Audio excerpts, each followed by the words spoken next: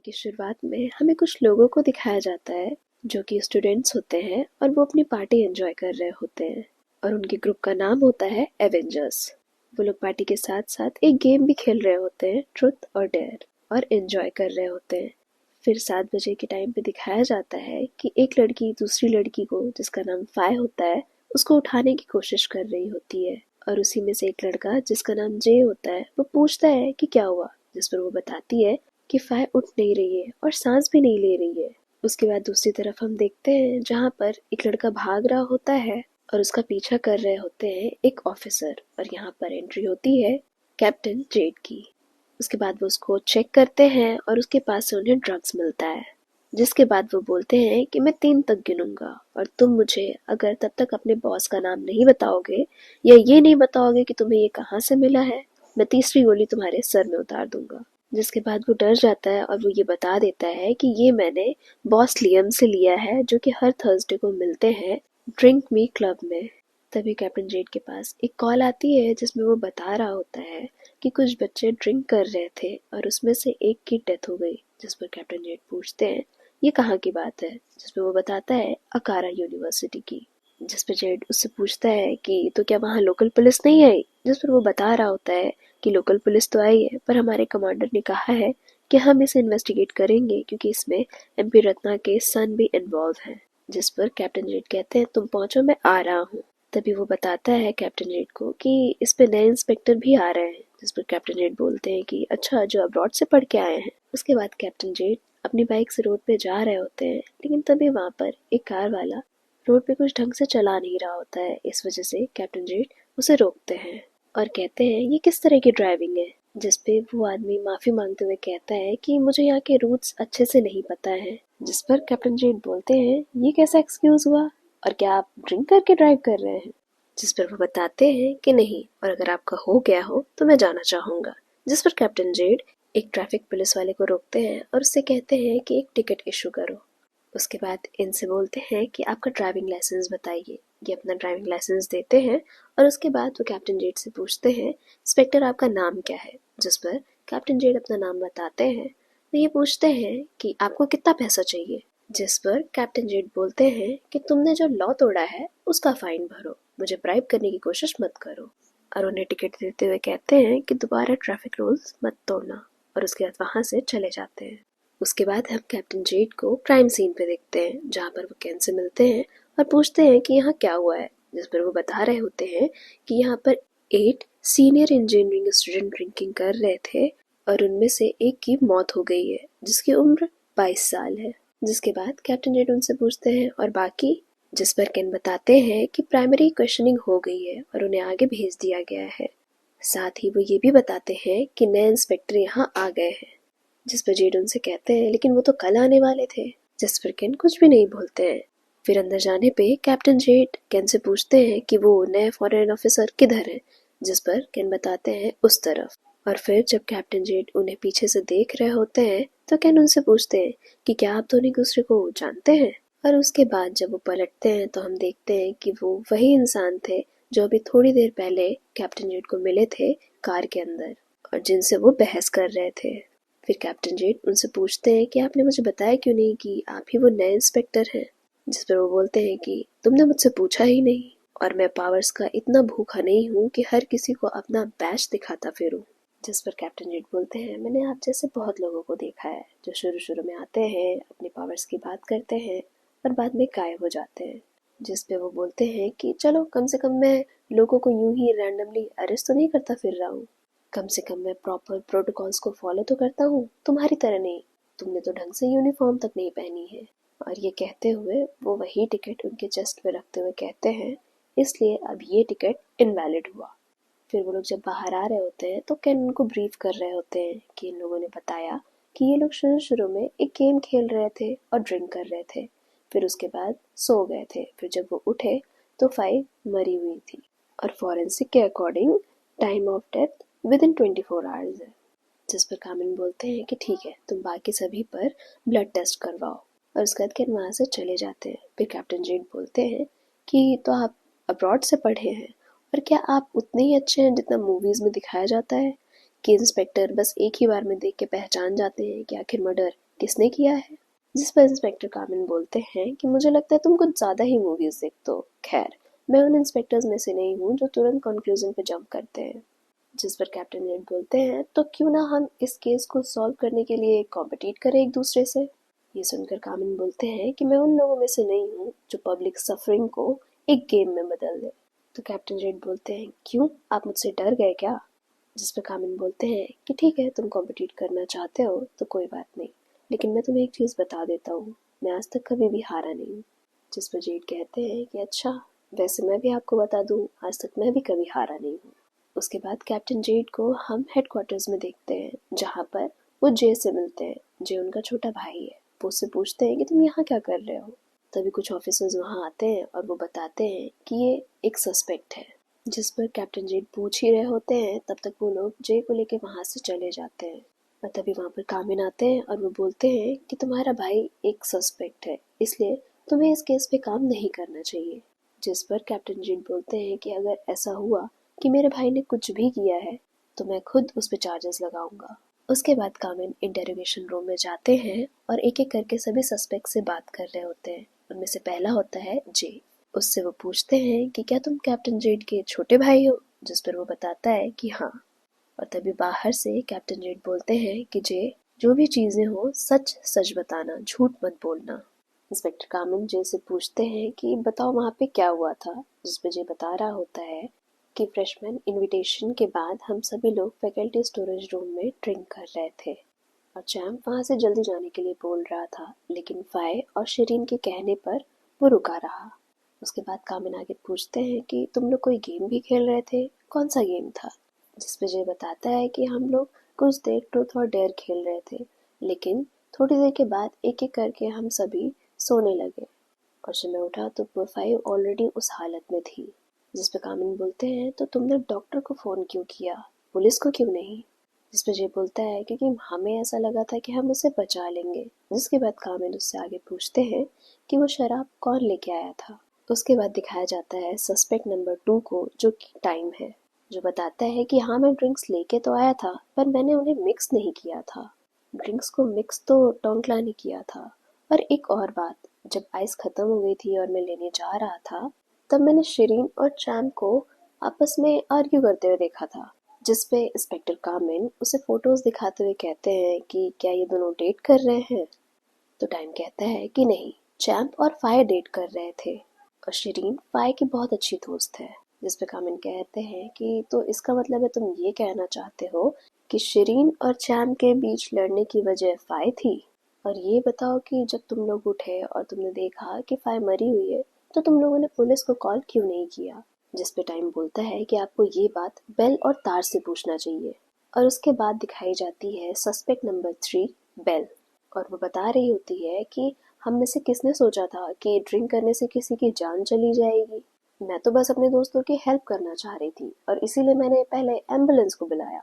जिस पे कामिन बोलते हैं लेकिन सिर्फ तुमने और तार ने मना किया, ऐसा क्यों? जिस पे वो कहती है मैंने किसी को रोका थोड़ी ना था, अगर वो चाहते तो कॉल कर सकते थे। और सच बताऊं तो सबसे ज्यादा डरा हुआ तार था, क्योंकि वो बहुत ज्यादा ड्रग्स करता है। और उसके बाद हमें दिखाया जाता है सस्पेक्ट नंबर 4, जो कि तार है। और वो बोलता है कि मुझे पता है आपको ये सब कौन बोल रहा है, पर मैं आपको बता दूं, मुझसे ज्यादा बेल डरी हुई थी, क्योंकि उसने एक जूनियर को बुली किया और तो और उसे मारा भी और उसका फेस भी खराब कर दिया। और वो कह रहा होता है कि मुझे पता है वो ब्रेव इसलिए है क्योंकि उसके पास बैकअप है। और उसके अलावा टाइम के डैड एक कॉप है और चैम के डैड तो एक एमपी है, और तो और जे का बड़ा भाई भी एक पुलिस ऑफिसर है। और इतना सुनते ही कैप्टन जेट बाहर से बोलते हैं, इसके अलावा तुमने एक और शब्द बोला ना तो मैं तुम्हारा सर फोड़ दूंगा। और आगे वो कंटिन्यू करता है, वो कहता है कि मैंने ड्रग्स बहुत पहले छोड़ दिया। जिस पर इंस्पेक्टर कामिनो से बोलते हैं कि क्या तुम श्योर हो कि तुमने ड्रग्स छोड़ दिया है? जिस पे वो बोलता है कि हाँ। और उसके बाद हम नेक्स्ट सस्पेक्ट को देखते हैं, जो कि होता है टोंकला। उससे इंस्पेक्टर कामिन पूछते हैं, तुम्हारे दोस्तों ने बताया कि तुमने ड्रिंक्स मिक्स करी थी? जिस पर वो बोलता है कि हाँ, लेकिन तब नहीं जब मैं वॉशरूम यूज करने गया था। उसके बाद कामिन उससे बोलते हैं कि क्या तुम बता सकते हो कि वहाँ पे क्या हुआ था? जिस पे वो बताता है कि सबसे पहले मैं और टाइम गए थे और हमने रूम प्रिपेयर किया, फिर उसके बाद जे, बेल और शरीन आए थे। फिर उसके बाद तार और सबसे लास्ट में चैंप और फाई। और फिर बस हम नॉर्मल ड्रिंक कर रहे थे और उसके बाद शिरीन और फाई ने गेम शुरू किया और सबसे पहले नॉकआउट हुआ था टाइम और फिर शायद बेल, जिस पर कामिल उससे पूछते हैं तो तुम्हें क्या लगता है ये किसने किया होगा, जिस पर वो बोलता है कि शायद चैंप ने, क्योंकि उसकी गर्लफ्रेंड मरी है और उसे देख के ऐसा लग तो नहीं रहा है, उसे कोई दुख तो नहीं हुआ। और उसके बाद हम नेक्स्ट सस्पेक्ट को देखते हैं जो कि है चैंप और उसे कामिल पूछते हैं कि क्या तुम और फाई डेट कर रहे थे, जिस पे वो बताता है कि हाँ, और फाई बहुत स्वीट थी, काइंड थी। जिस पे कामिल बोलते हैं तो तुम सैड क्यों नहीं हो, जिस पे वो बोलता है कि हो सकता है मैं शॉक में हूँ और ऐसा भी हो सकता है कि मैं अपने इमोशंस को हाइड करने में काफ़ी अच्छा हूँ। जिस पर इंस्पेक्टर कामिल उससे बोलते हैं कि क्या फाई को कोई दिक्कत थी या कुछ वो अलग बिहेव कर रही थी, जिस पे वो बोलता है कि उसने स्लीपिंग पिल्स ली थी और साथ ही उसको स्टमक अल्सर भी था, इसलिए वो ज़्यादा ड्रिंक नहीं कर सकती थी। और अगर आपको और कुछ बात करनी है तो आप मेरे लॉयर से बात करिए। जिस पर कामिल बोलते हैं कि तुम एक सस्पेक्ट हो, इसलिए तुम चुपचाप यहाँ बैठ जाओ। वहीं दूसरी तरफ हम कैप्टन जेड को देखते हैं जो कंट्रोल रूम से बाहर आ रहे होते हैं और शिरीन को बोल रहे होते हैं कि शायद इसमें थोड़ा और वक्त लगेगा। शिरीन सस्पेक्ट नंबर 7 है और वो बोल रही होती है ठीक है कोई बात नहीं। उसके बाद कैप्टन जेड उससे पूछ रहे होते हैं कि ये बताओ कि चैम्प और फाई के बीच में क्या था, जिस पे वो बता रही होती है कि चैम्प एमपी का बेटा है और इसके अलावा वो ठीक है, अच्छा है, लेकिन उसके बहुत सारे फ्रेंड्स भी हैं और फाई उसकी गर्लफ्रेंड थी, वो दोनों साथ में खुश थे और मैंने तो ये भी सुना था कि ग्रेजुएशन के बाद वो शादी कर लेंगे।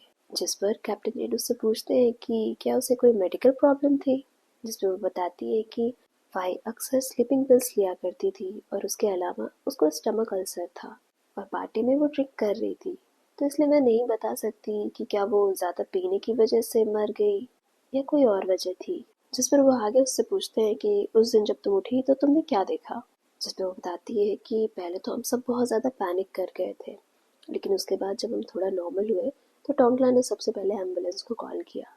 तभी हम लोग देखते हैं कि किसी के चिल्लाने की आवाज़ आ रही होती है और वो कह रहा होता है कि तुम होते कौन हो जिसने मेरे बेटे को अरेस्ट किया। फिर हम वहाँ पर देखते हैं कि चैम्प के डैड होते हैं जो कामिन से ये कह रहे होते हैं और कामिन बोलते हैं कि ये मेरा काम है, ये क्राइम सीन पे था और ये मेरी ड्यूटी है कि मैं इससे क्वेश्चन करूँ। जिस पर चैम्प के डैड बोलते हैं तो आप हमारे लॉयर से बात करिए और चैम्प तुम चलो घर चलो। जिस पर कामिन उन्हें रुकने को बोल ही रहे होते हैं तभी कैप्टन जेड इंस्पेक्टर कामिन को शांत कराते हुए चैम्प के डैड से बोलते हैं इनकी तरफ से मैं आपसे माफ़ी मांगता हूँ और अगर कुछ होता है तो हम आपको बुला लेंगे। फिर वो लोग वहाँ से चले जाते हैं तो कैप्टन जेड कामिन को समझाते हुए कहते हैं कि ये ठीक नहीं है, चैम्प एमपी रत्ना का बेटा है। जिस पर इंस्पेक्टर कामिन बोलते हैं उससे क्या होता है, मुझे सच जानना है, लेकिन उससे पहले हमें एक और काम करना है। जिस पर कैप्टन जेड उससे पूछते हैं कि क्या, जिस पर कामिन बोलते हैं कि अपने भाई को बाहर लेके चलो खाने के लिए। फिर वो तीनों बाहर खाने की टेबल पे होते हैं तो कैप्टन जेड अपने भाई जे से बोल रहे होते हैं कि तुमने हमें पहले क्यों नहीं बताया, ये तारा और बेल ने मना किया था पुलिस को बुलाने से। जिस पर जे बोलता है कि मैं कोई ट्रबल नहीं चाहता था अपने दोस्तों के लिए। तभी कामिन बोलते हैं कि क्या तुम लोग काफ़ी लंबे टाइम से दोस्त हो, जिस पर जे बोलता है कि हाँ हम लोग फ्रेशमैन ईयर से साथ में हैं। उसके आगे इंस्पेक्टर कामिन बोलते हैं कि मैं ये एक कॉप के हैसियत से नहीं बल्कि एक बड़े भाई होने के नाते पूछ रहा हूँ। तो जे बोलता है कि मुझे नहीं लगता है कि हम में से किसी ने भी फाई के साथ कुछ भी ऐसा किया है, मुझे अपने दोस्तों पे भरोसा है। उसके बाद कामिन बोलते हैं कि मैं यहाँ पे कोई अच्छी जगह जानता नहीं हूँ, मैं अभी अभी अब्रॉड से यहाँ आया हूँ। जिस पर जे पूछता है कि अब्रॉड में कहाँ से, तो कामिन बताते हैं कि यूएस से, मैंने यूएस से लॉ की पढ़ाई करी है। जिस पर जे बोलता है कि आप अभी यहाँ आए और अभी ही आप मेरे भाई के बॉस बन गए। उसके बाद कामिन उससे पूछ रहे होते हैं कि क्या तुम दोस्तों के बीच में आर्गुमेंट्स होते हैं, जिस पर वो बोलता है कि ये आर्गुमेंट्स तो सभी के बीच में होते हैं, लेकिन सबसे बुरी फाइट हुई थी फाई, तार और चैम के बीच में। फिर वो आगे कंटिन्यू करता है कि ये तब हुआ था जब हम लोग सेकेंड ईयर में थे और टाइम के घर गए थे ड्रिंक करने के लिए और तार फाई से फ्लर्ट करने की कोशिश कर रहा था, लेकिन फिर चैम बीच में आ गया और चैम और फाई डेट करने लगे। जिस पर कामिन बोलते हैं कि तो तार के साथ किसी ने कुछ किया नहीं, जिस पर वो बोलता है कि चैम्प नहीं चाहता था कि हमारा ग्रुप टूटे, इसलिए उसने ऐसा बोला कि ऐसा प्रिटेंड करो जैसे ये सब कभी कुछ हुआ ही नहीं था। तभी जेड बोलता है कि तुमने ये सारी बातें क्वेश्चनिंग के टाइम पे क्यों नहीं बताई, क्या तुम हमसे कुछ छुपा रहे हो। जिस पर जे बोलता है लेकिन अब तो मैं बता रहा हूँ ना, क्या फ़र्क पड़ता है। और उसके बाद हम कैप्टन जेड और इंस्पेक्टर कामिन को हेडक्वार्टर्स में देखते हैं और वो दोनों आपस में बात कर रहे होते हैं, जहाँ पर जेड बोल रहे होते हैं कि इतने सारे सामान की क्या ज़रूरत है। जिस पर कामिन बोलते हैं कि मैं यहाँ काम करने आया हूँ। जिस पर जेड बोलते हैं कि मैं आपको याद दिला दूँ, ये आपका यूएस नहीं है, तो यहाँ थोड़ा संभल के रहिएगा। जिस पर कामिन बोलते हैं ठीक है, इसलिए तुम सारे फुटेज को एक बार देखो, जब तुम ये कर लोगे तब मैं फोरेंसिक्स की चीज़ें देखूंगा। जिस पर जेड उन्हें टीज करते हुए बोलते हैं कि हाँ मैं करूंगा, लेकिन उससे पहले मैं एक थोड़ा नींद ले लूँ। तो कामिन भी बोलते हैं कि जाओ जाओ सो, इसी तरह से शायद थाई पुलिस काम करती है। जिस पर कैप्टन जेड बोलते हैं कि चाहे वो थाई पुलिस हो या बाहर की, लेकिन हर किसी को रेस्ट चाहिए होता है, अगर वो पूरी रात काम करे तो।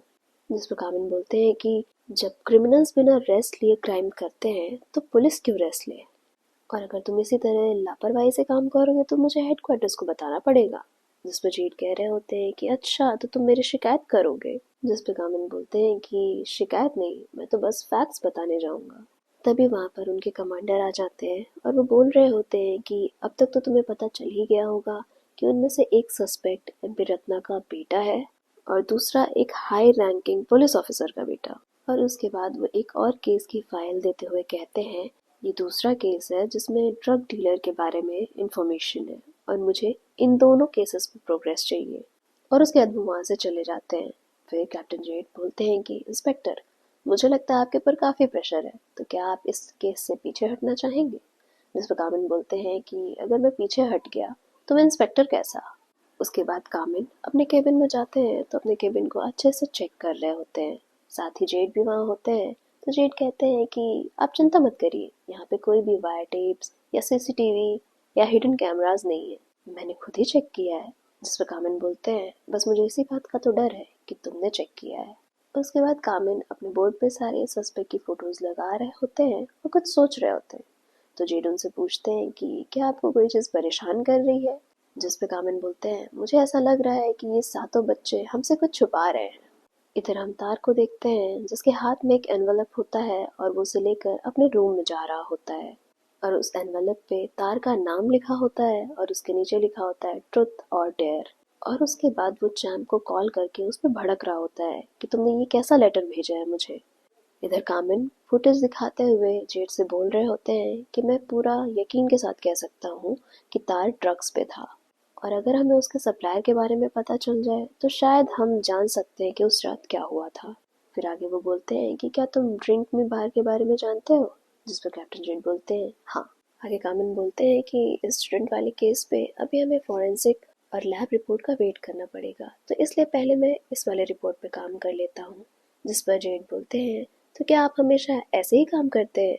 जिस पे कामिन पूछते हैं ऐसे से तुम्हारा क्या मतलब है। जिस पे जेड बोलते हैं ऐसे मतलब अकेले बिना टीम मेंबर्स को इन्फॉर्म किए या उनसे कंसल्ट किए। जिस पे कामिन बोल रहे होते हैं कि तो तुम्हारा क्या स्टाइल है। जिस पे जेड बोलते हैं कि ये तो डिपेंड करता है कि आप मुझसे ये क्वेश्चन कर रहे हैं या फिर मुझे इनवाइट कर रहे हैं। उसके बाद उन दोनों को एक शॉप के बाहर दिखाया जाता है, जहाँ पर जेड उस शॉपकीपर से बोल रहे होते हैं तो चिकन टेल देना। और फिर इंस्पेक्टर कामन जब उसे लेते हैं तो उसे कुछ ज़्यादा ही क्लीन कर रहे होते हैं। जिस पर जेड बोलते हैं कि अच्छा तो आप कुछ ज़्यादा ही हाइजीनिक पर्सन है। जिस पर कामन बोलते हैं कि मुझे चीज़ें साफ सुथरी अच्छी लगती हैं। और आगे वो पूछते हैं कि हम इस टाइम ड्रिंक में क्लब के बाहर क्या कर रहे हैं। जिस पे कैप्टन जेड उस शॉपकीपर से बोलते हैं कि एक पैकेट स्टिकी राइस देना, जिसके बाद वो उन्हें एक एनवेलप देता है। फिर रात के टाइम में हम देखते हैं उन दोनों को उसी क्लब के बाहर, जहाँ पर अंदर जाने के टाइम पे सिक्योरिटी उन्हें रोकते हुए कहता है कि क्या आपके नाम पे कोई टेबल बुक है। जिस पर कामिन बोल रहे होते हैं नहीं, पर जेड बोलते हैं कि आप जेड नाम से देखिए। फिर अंदर जाने के बाद जब वेटर उनके पास आता है तो इंस्पेक्टर कामिन उससे बोलते हैं स्पार्कलिंग वाटर ले आइए, और वहीं पर जेड बोलते हैं कुछ स्ट्रॉन्ग लेके आइएगा। उसके बाद कैप्टन जेड कामिन से बोल रहे होते हैं अच्छा स्पार्कलिंग वाटर। जिस पर कामिन बोलते हैं उसका मतलब है कि सोडा, क्या तुम्हें इंग्लिश नहीं आती है। जिस पर कैप्टन जेड उनके ऊपर हाथ रख के उन्हें कह रहे होते हैं कि आप प्लीज़ थोड़ा ब्लेंड होने की कोशिश करिए। तभी उन लोग की तरफ कोई देख रहा होता है। जिस पर जेड उन्हें कह रहे होते हैं कि अरे बेबी आप मुझसे गुस्सा क्यों हो, मैं तो बस आपको एक किस करना चाह रहा। और उसके बाद वो कामिन के गाल पे किस कर लेते हैं। जिसके बाद कामिन टिश्यू से अपना चीक साफ करते हुए कह रहे होते हैं कि क्या बेबी इसके अलावा तुम्हें कुछ और रोल नहीं मिला था। तभी कामिन के पास एक और लड़का आता है और उनसे कह रहा होता है कि क्या मैं आपके साथ टोस्ट कर सकता हूँ। और आगे वो पूछता है कि क्या आप दोनों डेट कर रहे हैं, जिस पे कामिन बोलते हैं तुम्हें क्या लगता है कि मेरा टेस्ट कैसा होगा। और उसके बाद वो जेड की तरफ देखते हैं और फिर इसकी तरफ देखते हुए कहते हैं हम सब दोस्त हैं। जिस पर वो लड़का कह रहा होता है ये तो अच्छी बात है, तो क्या आप हमें उस टेबल पे ज्वाइन करेंगे। और तभी जेड कामिन को अपनी तरफ खींचते हैं और उस लड़के को अपनी गन दिखाते हुए कहते हैं कि मेरा बॉय अवेलेबल नहीं है। और फिर उसके बाद जब क्लब के अंदर कामिन डीलर को देखता है तो वो उसके पास जा रहा होता है, जिस पर जेड उसे रोकते हुए कहता है पहले मुझे बैकअप बुला लेने दो। और तभी जेड किसी को देखकर छुप रहा होता है, जिस पर कामिन पूछता है कि क्या हुआ। जिस पर जेड बताता है कि वो जो डीलर का आदमी है वो मुझे जानता है और वो ये भी जानता है कि मैं एक कॉप हूँ। जिस पर कामिन उसे कवर करता है और वो फिर बैकअप के लिए बुला लेता है और वो लोग मिलके रेड करते हैं। और इसी बीच में वो डिस्ट्रीब्यूटर भागने की कोशिश कर रहा होता है और कामिन उसके पीछे जाता है। और उसके बाद कामिन उस डिस्ट्रीब्यूटर को वार्न कर रहा होता है कि तुम अपने हाथ ऊपर करो और इधर घूमो। और तभी वो कामिन के ऊपर हमला करता है, लेकिन कामिन बच जाता है और वो उसके पैर में गोली मार देता है। लेकिन तभी वहाँ पे डीलर का एक आदमी आ जाता है जो कामिन को शूट करने ही वाला था, लेकिन तभी वहाँ पर जेड आ जाता है। वो कामिन को बचाता है और कामिन उसके बाद उस डीलर के चेस्ट पे गोली मार देता है। जिसके बाद पुलिस और एम्बुलेंस उन सभी लोगों को लेके जाती है। और उसके बाद जेड कामिन को कॉन्ग्रेचुलेट करते हुए कहता है कि आपने अपना पहला केस तो सॉल्व कर लिया। जिस पर कामिन उसे एक टिकट देते हुए कहता है कि अगर तुम ड्राइव करने का सोच रहे हो तो ये क्योंकि तुमने अभी अभी ड्रिंक किया है। जिस पर जेड कहता है कि मैंने इतनी भी नहीं पी है। जिस पर कामिन उससे उसके कार की कीज लेता है और ऑफिसर को देके कहता है कि इनकी कार को हेडक्वार्टर लेके जाइए। और जेड को कहता है कि आप मेरे साथ आइए। और उसके बाद वो उन्हें एक बहुत ही लग्जरियस से होटल लेके जाते हैं और कहते हैं मैं यहाँ रुक रहा हूँ। जिस पर जेड बोलते हैं इतने आलीशान जगह। जिस पर कामिन बोलते हैं इसमें क्या गलत है, अगर मैं अपने कंफर्ट के लिए पे कर सकता हूँ तो मैं रह सकता हूँ। जिस पर जेड बोलते हैं वो तो ठीक है, पर आप मुझे क्यों यहाँ लेके आए हैं, क्या आप मेरे साथ कुछ करना चाहते हैं या आप मुझे सीधा अपने रूम में लेके जाना चाहते हैं। जिस पर कामिन कहते हैं कि क्या तुम बस यही सोच सकते हो। उसके बाद वो उन्हें एक टेबल पे लेके जाते हैं और वहाँ पे ड्रिंक ऑर्डर करते हैं। और उसके बाद जेड बोलते हैं तो आप मुझे ड्रिंक करने यहाँ लेके आए हैं। जिस पर कामिन बोलते हैं क्यों, क्या तुम्हें ड्रिंक करना पसंद नहीं है। मैंने ड्रिंक में देखा था तुमने एक बार भी अपना ग्लास नीचे नहीं रखा, तो मैं तुम्हें यहाँ पे ड्रिंक कराने ले आया एज अ थैंक यू, क्योंकि तुमने पहले केस में मेरी हेल्प करी है। जिस पर जेड बोलते हैं कि आप टेंशन मत लीजिए, आपको बेस्ट सबऑर्डिनेट मिला है, मेरे जैसा पूरे यूनिट में नहीं मिलेगा आपको कोई। और उसके बाद ऐसे बात करते करते वो लोग ड्रिंक कर रहे होते हैं। उसके बाद हम देखते हैं कि कामिल नीचे खड़े होते हैं और जेड उनके ऊपर गिर रहे होते हैं। जिस पर कामिल उनसे बोलते हैं कि क्या आप ठीक हैं। जिस पर वो बोलते हैं कि आप रास्ते में हैं तो ऑफ कोर्स मैं आपके ऊपर गिर जाऊंगा, ऐसा थोड़ी ना है कि मैंने ज़्यादा ड्रिंक कर ली है। जिस पर कामिल कह रहे होते हैं कि प्लीज़ तुम कभी किसी से ये मत कहना कि तुम मेरे अंडर काम करते हो, मैं बहुत ज़्यादा एम्बैरस हो जाऊंगा। जिस पर जेड कहते हैं कि मेरे जैसा इंसान किसी को बॉस मान ही नहीं सकता है, लेकिन अगर मैं कभी किसी को अपना बॉस मानूंगा तो वो मेरे हर्ट का ओनर होगा। और ऐसा कहते हुए गिर रहे होते हैं वो। जिस पर कामिल उन्हें पकड़ते हुए कहते हैं संभालो खुद को, और आज मैं तुम्हें तुम्हारे घर छोड़ देता हूँ, या तो तुम चाहो तो तुम यहाँ भी रुक सकते हो। जिस पर जेड बोलते हैं कि आप मेरे बारे में क्या सोच रहे हैं। जिसके बाद कामिल वहाँ से जाने लगते हैं। और उनके जाने के बाद हम देखते हैं कि जेड एकदम ठीक होते हैं, वो सिर्फ ड्रंक होने का नाटक कर रहे होते हैं। जिसके बाद कामिल उन्हें अपने कार में बिठाते हैं, जहाँ पे हम देखते हैं कि तार के हाथ में एक एनवेलप है और उस पे उसका नाम और उसके साथ ही ट्रुथ और डेयर लिखा हुआ है। पहले तो वो उसको टेबल पे रख देता है, लेकिन जब वो एनवेलप खोलता है और उसमें देखता है कि उसके ही ग्रुप की एक फोटो है जिसमें सभी के चेहरे मार्क किए गए हैं और काटे गए हैं। और ये देख के बहुत ज़्यादा घबरा जाता है और फिर एक बॉक्स के अंदर वो सारी चीज़ों को रख के कबर्ड के ऊपर रख देता है। और फिर उसके बाद वो चैम को कॉल करता है और उसके ऊपर भड़क रहा होता है कि तुमने ये क्या किया है, ये कैसा लेटर भेजा है मुझे, तुम आखिर क्या करना चाहते हो। जिस पर चैम कह रहा होता है कि तुम किस बारे में बात कर रहे हो तार, और उसके बाद वो कॉल रख देता है। वहीं दूसरी तरफ हम कामिन को देखते हैं जो फोटोज को एनालाइज कर रहा होता है जो इंसिडेंट पे ली गई थी। और सामने एक ऑफिसर बैठी होती हैं जो ब्रीफ कर रही होती हैं और बता रही होती हैं कि एक स्पेसिफिक ड्रग इन सभी की क्लासेस में पाया गया है और वही इसका रीज़न था कि ये सभी लोग वहाँ पे ब्लैक आउट हो गए। जिस पे कामिल पूछते हैं कि इन सातों बच्चों के अलावा किसी और का फिंगरप्रिंट मिला। जिस पे वो बताती हैं कि नहीं, लेकिन उसके बाद भी जेड कहते हैं मुझे ये एक मर्डर लग रहा है, जिस पे कामिन बोलते हैं कि इतने जल्दी कंक्लूजन पे पहुंचना सही नहीं है, अभी ऑटोप्सी रिपोर्ट तो आ जाने दो। जिस पे जेड उन्हें टीज करके कह रहे होते हैं कि मैं तो बस एक पॉसिबिलिटी बता रहा हूँ। उसके बाद कामिन उस फाइल को देख रहे होते हैं और वहीं पे जेड यॉन कर रहे होते हैं, जिस पे कामिन बोलते हैं कि अगर तुम्हें नींद आ रही है तो तुम एक नैप ले लो।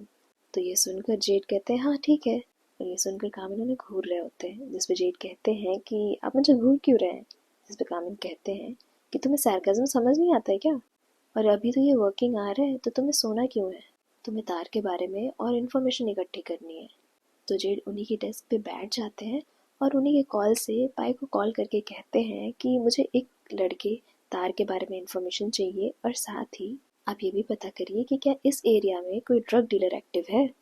जेड कॉल रखने के बाद कामिन से कहते हैं कि अब तो मैं सो सकता हूँ। जिस पे कामिन कहते हैं कि तो तुम्हें बस मुंह चलाने आता है। जिस पे जेड कहते हैं कि इसको टीम वर्क कहते हैं। और ऐसा कहते हुए वो कामिन के बहुत ज़्यादा करीब आ जाते हैं और उनके फेस के जस्ट सामने आके कहते हैं कि अगर मेरे मुंह चलाने से कुछ हो सकता है तो क्यों नहीं। तभी कामिन को कॉल आता है कि हमारे पास ऑटोप्सी रिपोर्ट आ गई है। उसके बाद वो जेड से कहते हैं कि अगर तुम्हें रिपोर्ट के बारे में सुनना है तो तुम मेरे साथ चल सकते हो, नहीं तो तुम सो सकते हो। और उसके बाद भी जेड उन्हें टीज करने के लिए उनसे एकदम बहुत क्लोज होकर उनके पीछे पीछे चल रहे होते हैं। और कामिन समझ जाते हैं और उन्हें रोकते हुए कहते हैं कि तुम खुद से ड्राइव करके आओ, क्योंकि मैं मरना पसंद करूंगा पर तुम्हारे साथ राइड पे तो नहीं जाऊंगा। लेकिन जेड तब भी नहीं मानते और उसके बाद भी उन्हें टीज कर रहे होते हैं कि आपको पता है ये साल बहुत ज़्यादा गर्मी पड़ी है और अगर हम दोनों ड्राइव करेंगे तो अर्थ को बहुत नुकसान होगा। वो बस ये सब इसलिए कह रहे होते हैं ताकि वो कामिन के साथ वहाँ जा सके। उसके बाद जब वो दोनों हॉस्पिटल पहुँचते हैं तो डॉक्टर उन्हें बता रहे होते हैं कि फाई के बॉडी में 3 सब्सटेंस मिले हैं। और उसी टाइम पे जेड फाइल पढ़ रहे होते हैं और उसमें cause of death heart failure लिखा होता है। और उसके बाद वो डॉक्टर से पूछते हैं, जिस पे वो एक्सप्लेन करते हैं कि फाई के आर्म पे रिडल मार्क मिला है, जिसका मतलब है कि ये तीनों सब्सटेंस उसकी बॉडी में इंजेक्ट किया गया था उसके मरने से ठीक पहले। जिस पे कामिन बोलते हैं तो इसका मतलब है कि किलर ने उन ड्रग्स को फाई के बॉडी में इंजेक्ट किया। जिस पे डॉक्टर बताता है कि हाँ, उसका एक्सेसिव डोज होने की वजह से फाई की मौत हुई। और मेरा कंक्लूजन ये है कि उसका मर्डर हुआ है और टाइम ऑफ डेथ 12:15 से 1 बजे के बीच में है। जिस पे जेड बोलते हैं कि और उसके बाद उन लोगों ने एम्बुलेंस को कॉल किया। जिस पे वो डॉक्टर बोलते हैं कि हाँ, हमें जैसे कॉल मिला हम निकल गए। जिस पे कामिन उस डॉक्टर से बोलते हैं लेकिन आप तो फॉरेंसिक डॉक्टर हो। जिस पे डॉक्टर बोलते हैं कि हाँ, हमारे पास स्टाफ कम है और उस दिन जब उस लड़की ने कॉल किया तो मैंने पर्सनली बात करी थी। जिस पे जेड कहते हैं कि क्या लड़की ने कॉल किया था। जिस पे वो डॉक्टर बोलता है कि हाँ। उसके बाद जेड और कामिन लिफ्ट में होते हैं तो कामिन सोच रहे होते हैं, साथ ही वो जेड से पूछते हैं कि तो आखिर एम्बुलेंस को कॉल किसने किया। जहरीन ने तो बोला था कि टोंकला ने कॉल किया है। जिस पे जेड बोलते हैं कि शायद वो लोग कंफ्यूज हो गए थे और गलती से गलत स्टेटमेंट दे दिया। जिस पे कामिन सोचते हुए बोलते हैं कि गलती से दिया या फिर वो हमें मिसलीड कर रहे हैं। तभी जेड के पास एक ऑफिसर का मैसेज आता है और उसके बाद वो कामिन को बताते हैं कि हम अभी भी तार से कांटेक्ट नहीं कर पा रहे हैं। जिसके बाद कामिन बोलते हैं कि अगर हमें ये जानना है कि ये लोग हमसे कुछ छुपा रहे हैं तो शेरिन के ऊपर थोड़ा प्रेशर डालना पड़ेगा। इधर हम जेरी को देखते हैं जो कॉल पे किसी से बात कर रही होती है और उससे इन्वेस्टिगेशन के बारे में पूछ रही होती है और साथ ही कह रही होती है कि शाम में मिलते हैं। और उधर तार बार बार चैम से कांटेक्ट करने की कोशिश कर रहा होता है, उसे कॉल कर रहा होता है, मैसेज कर रहा होता है। और फिर हम शेरीन और चैम को देखते हैं जो लोग आपस में बात कर रहे होते हैं और वो बताती है कि मुझे पुलिस ने कांटेक्ट किया था और वो लोग मिलने आ रहे हैं। जिस पे चैम उससे पूछता है कि क्यों, क्या हुआ। जिस पे वो बताती है पता नहीं, बस उन्होंने मुझे वेट करने बोला। और फिर वो बहुत ही प्यार से चैम से कह रही होती है कि क्या तुम्हारे डैड हमारी हेल्प नहीं कर सकते। जिस पर श्याम बोलता है कि अगर तुमने कुछ किया नहीं तो तुम्हें डर कैसा। फिर उसके बाद वो फ़ोन देखता है तो फ़ोन पे तार का मैसेज आया होता है।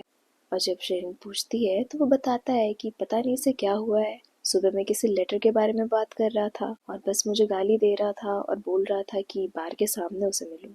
बस वो लगातार किसी ट्रूथ और डेयर के बारे में बात कर रहा था कि उसे कुछ मिला है, लेटर, ट्रूथ एंड डेयर, यही सब। वो लोग वॉक करते हुए आपस में बात कर रहे होते हैं और तभी वहां पर जेड और कामिन आ जाते हैं उनके पीछे। और फिर उन्हें देखकर चैम बोलता है कि ऑफिसर, क्या आपको मेरे फ्रेंड से दिक्कत है, आपने उसे रुकने बोला। जिस पर जेड थोड़ा अग्रेसिव होकर बोलते हैं कि हमने सिर्फ कोऑपरेशन के लिए बोला है, क्या तुम्हें इससे कोई दिक्कत है। और फिर उस टाइम पे उन्हें कामिन रोकते हैं।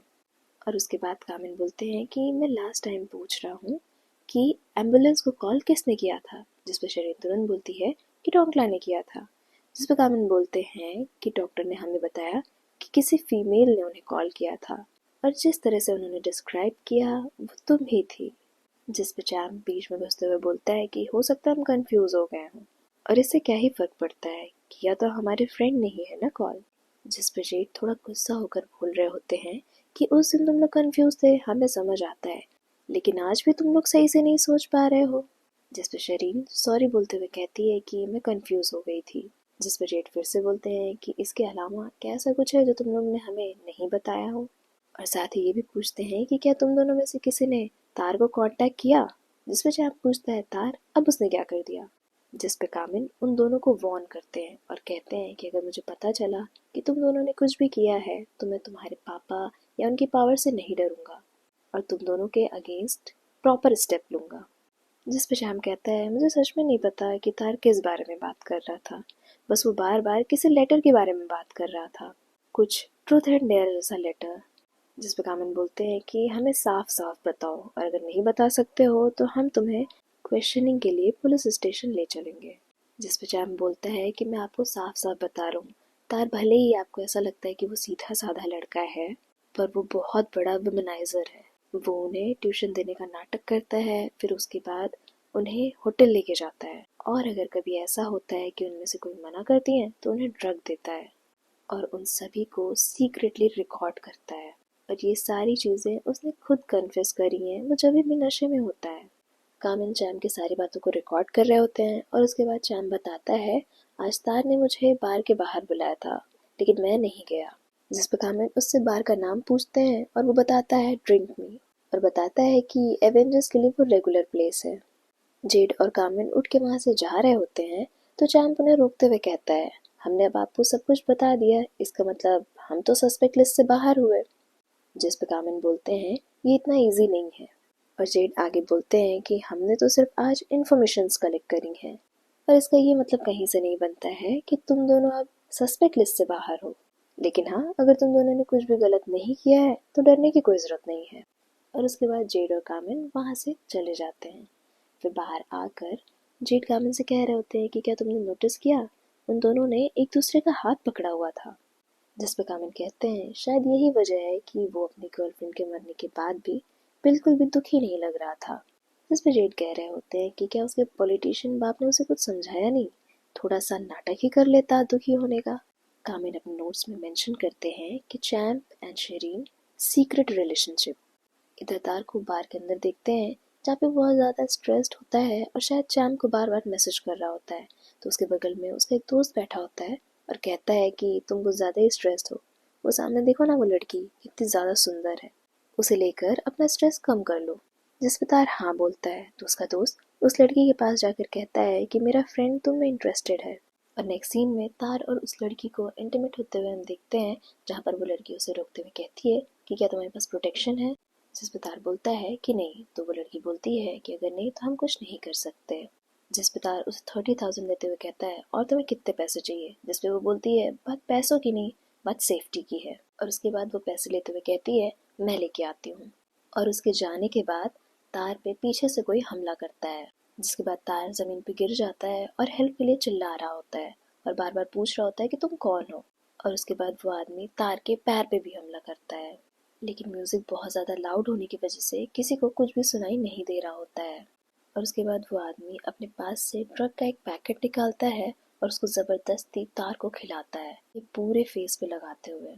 जिसके बाद जब तार थोड़ा अनकॉन्शियस हो रहा होता है तब वो उससे पूछता है ट्रुथ और डेयर, और एक रॉड सीधा तार के हाथ में घुसा देता है और तार चिल्लाकर कहता है ट्रुथ।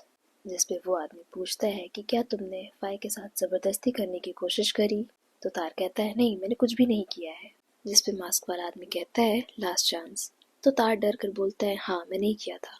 और इतना सुनने के बाद वो आदमी अपने पास से एक कार्ड निकालता है जिस पे ट्रुथ लिखा होता है और ये देखने के बाद तार बहुत ज़्यादा डर जाता है और वो बोल रहा होता है कि तुम मेरे साथ क्या करने वाले हो, प्लीज़ मुझे जाने दो। और उसके बाद वो आदमी अपने पास से एक दूसरी रॉड निकालता है और उस कार्ड को उसके चेस्ट पे रख कर उस रॉड को उसके चेस्ट के आर पार कर देता है। इधर जेड और कामिन को हम बार के बाहर देखते हैं, जहाँ पर जेड कामिन से कह रहा होता है कि तुमने कुछ ज़्यादा ही टाइट सूट पहना है, जिस पर कामिन बोलता है तुमसे क्या मतलब। तो जेड बोलता है कि एटलीस्ट अपनी टाई ढीली कर लो, और वो आगे बढ़ रहा होता है कामिन की टाई को लूज़ करने के लिए, लेकिन कामिन उसका हाथ पकड़ लेता है। तो जेड बोलता है कि मुझ पर भरोसा करो, और उसके बाद वो बहुत ही प्यार से कामिन की नेक टाई निकालता है और उसकी शर्ट की पहली बटन ओपन कर देता है। वो दोनों अंदर जा ही रहे होते हैं, लेकिन तभी कामिन वहाँ पर टोंकला को देखता है, लेकिन जेड के बुलाने पे कामिन जेड के साथ अंदर चला जाता है। चारों तरफ चेक करने के बाद कामिन जेड से पूछता है कि यहाँ पे तो कुछ भी नहीं है, क्या तुमने ठीक से चेक किया है। जिस पर जेड बोलता है कि मैं भी तो आपके साथ आया हूँ, मुझे यहाँ का हर कोना थोड़ी ना पता है। और तभी एक लड़की के चिल्लाने की आवाज़ आती है। जेड और कामिन उस तरफ जाते हैं और जेड उस लड़की को शांत कराते हुए कहते हैं कि क्या हुआ। वो लड़की सिर्फ अंदर की तरफ इशारा करती है। फिर जेड और कामिन जब अंदर जाते हैं तो वहाँ पे तार की बॉडी देखते हैं। उसके दोनों हाथ और पैर पे रॉड लगी हुई थी और चेस्ट पे ट्रुथ के साथ एक रॉड घुसी हुई थी। जेड चेक करते हैं और बताते हैं कि वो मर गया है। फिर कामिन बाहर आकर टुंकला से पूछ रहे होते हैं, जिसपे वो बताता है कि मैं तार के साथ नहीं आया था, मैं उससे मिला भी नहीं। तो कामिन उससे पूछते हैं फिर तुम यहाँ क्या कर रहे थे। जिसपे वो बोलता है कि मैं यहाँ ड्रिंक करने आया था अपने दूसरे दोस्तों के साथ। उसके बाद कामिन उससे ट्रुथ और डेयर लेटर के बारे में पूछते हैं।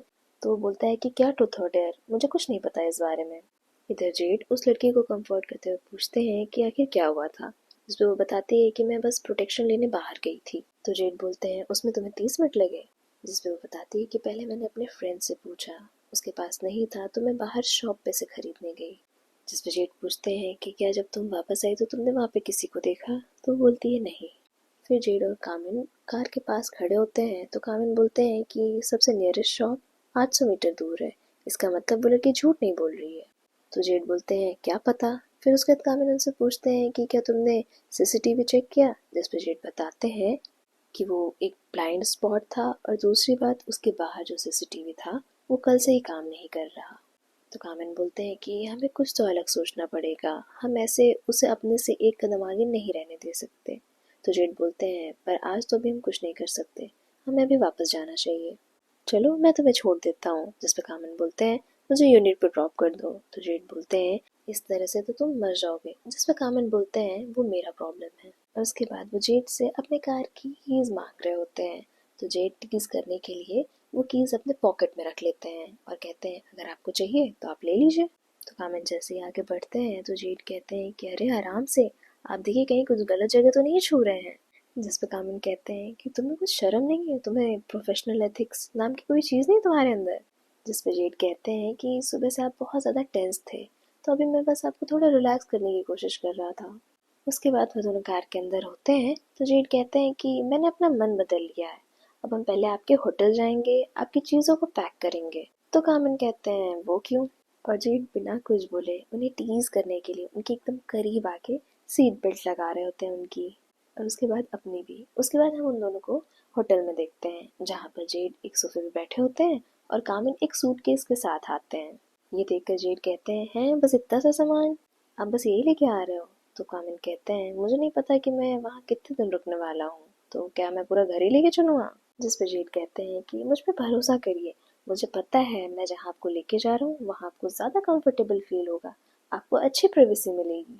और ऐसे कहते हुए वो कामिन के हाथ से सूटकेस ले लेते हैं और कहते हैं चलिए। और उसके बाद हम उन दोनों को जेड के घर पे देखते हैं। तो कामिन बोलते हैं ये कैसा मजाक है, तुम मुझे अपने घर लेके आए, मैं वापस जा रहा हूँ, मेरा बैग वापस करो। तो जेड कहते हैं कि काफ़ी रात हो चुकी है, बाहर सेफ भी नहीं है और आप होटल में सो भी नहीं पाते हो, आज आप यहाँ रुक जाओ। जिस पे कामिन बोलते हैं और अगर मैं यहाँ भी नहीं सो पाया तो बोलते हैं ठीक है तो कल आप वापस चले जाना। और उसके बाद जेड ताली बजाता है और उसके सामने जे आता है, और जेड से बैग लेते हुए वो कामिल से कहता है जे और जेड गेस्ट हाउस में आपका स्वागत है। जो देखकर कामिल कहते हैं तो तुम भी इसका पार्ट थे। जिसमें जे कहता है कि हमें रेंट स्प्लिट करना था और आपका रूम सेकंड फ्लोर पे रेडी है। और उसके बाद जेड बोलता है जहाँ तक बात रेंट की है तो जो आप होटल में देते थे मैं उसका हाफ चार्ज करूँगा, वैसे आप वहाँ पर कितना दे रहे थे।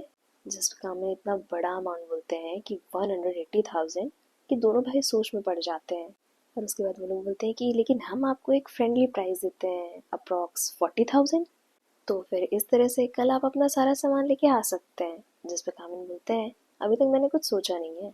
और आज की रात ट्रायल नाइट होगी और मैं कंडीशंस के साथ यहाँ रहकर देखूंगा पहले।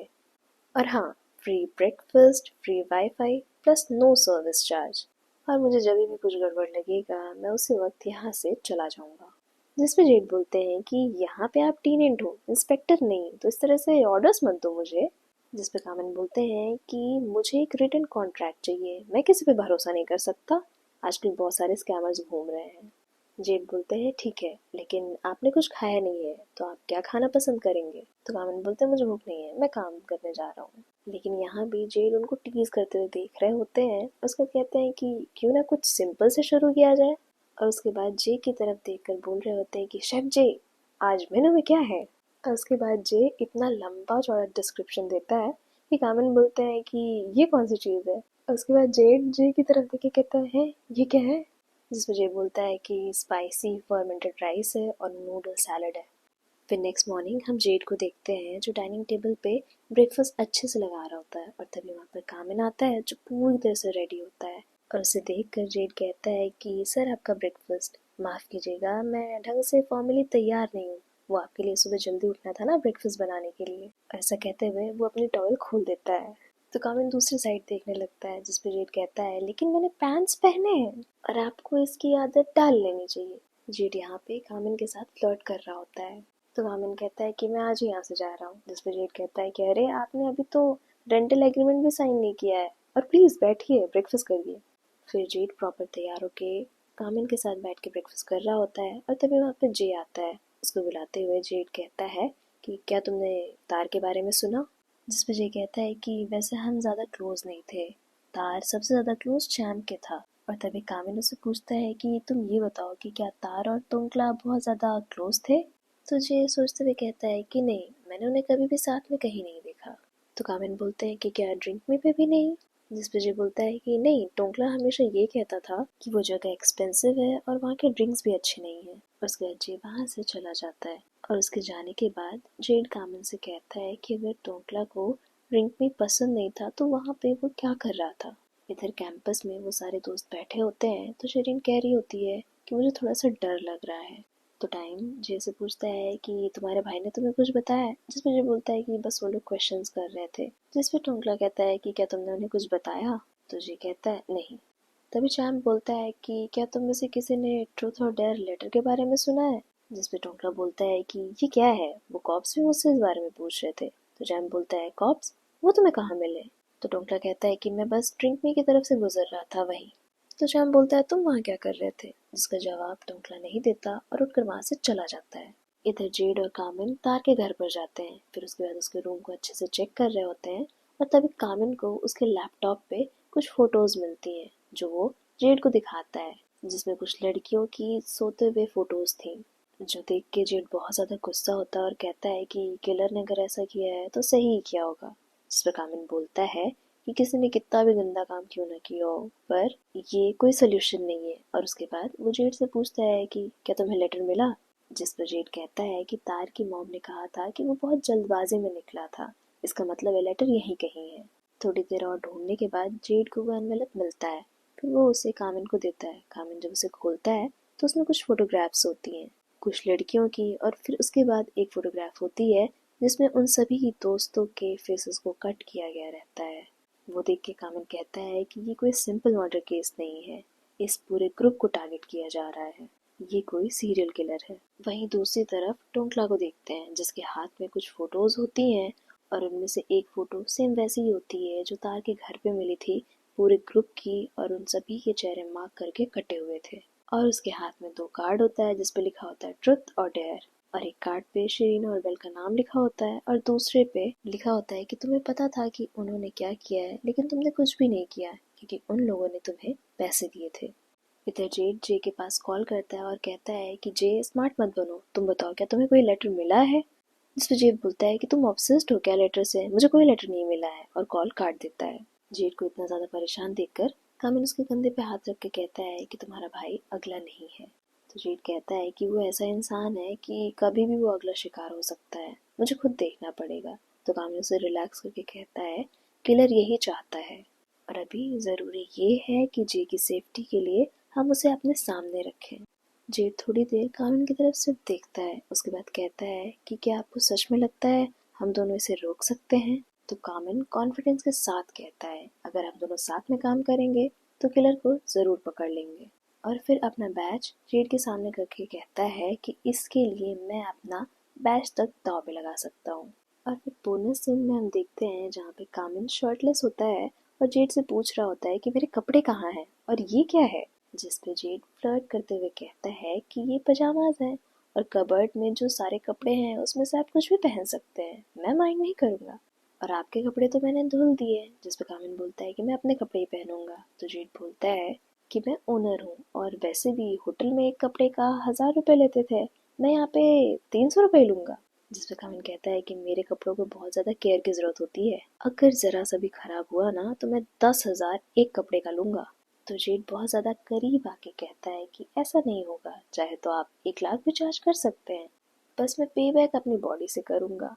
जिस पे कामिन उसको ऊपर से नीचे तक देखते हुए कहते हैं कि वो पूरा नहीं पड़ेगा। और ऐसा कहकर वो अंदर जा ही रहे होते हैं कि जेड उनका हाथ पकड़ लेते हैं और कहते हैं कि डोंट वरी, आपकी सभी चीज़ों को हैंडल विद केयर करूँगा मैं।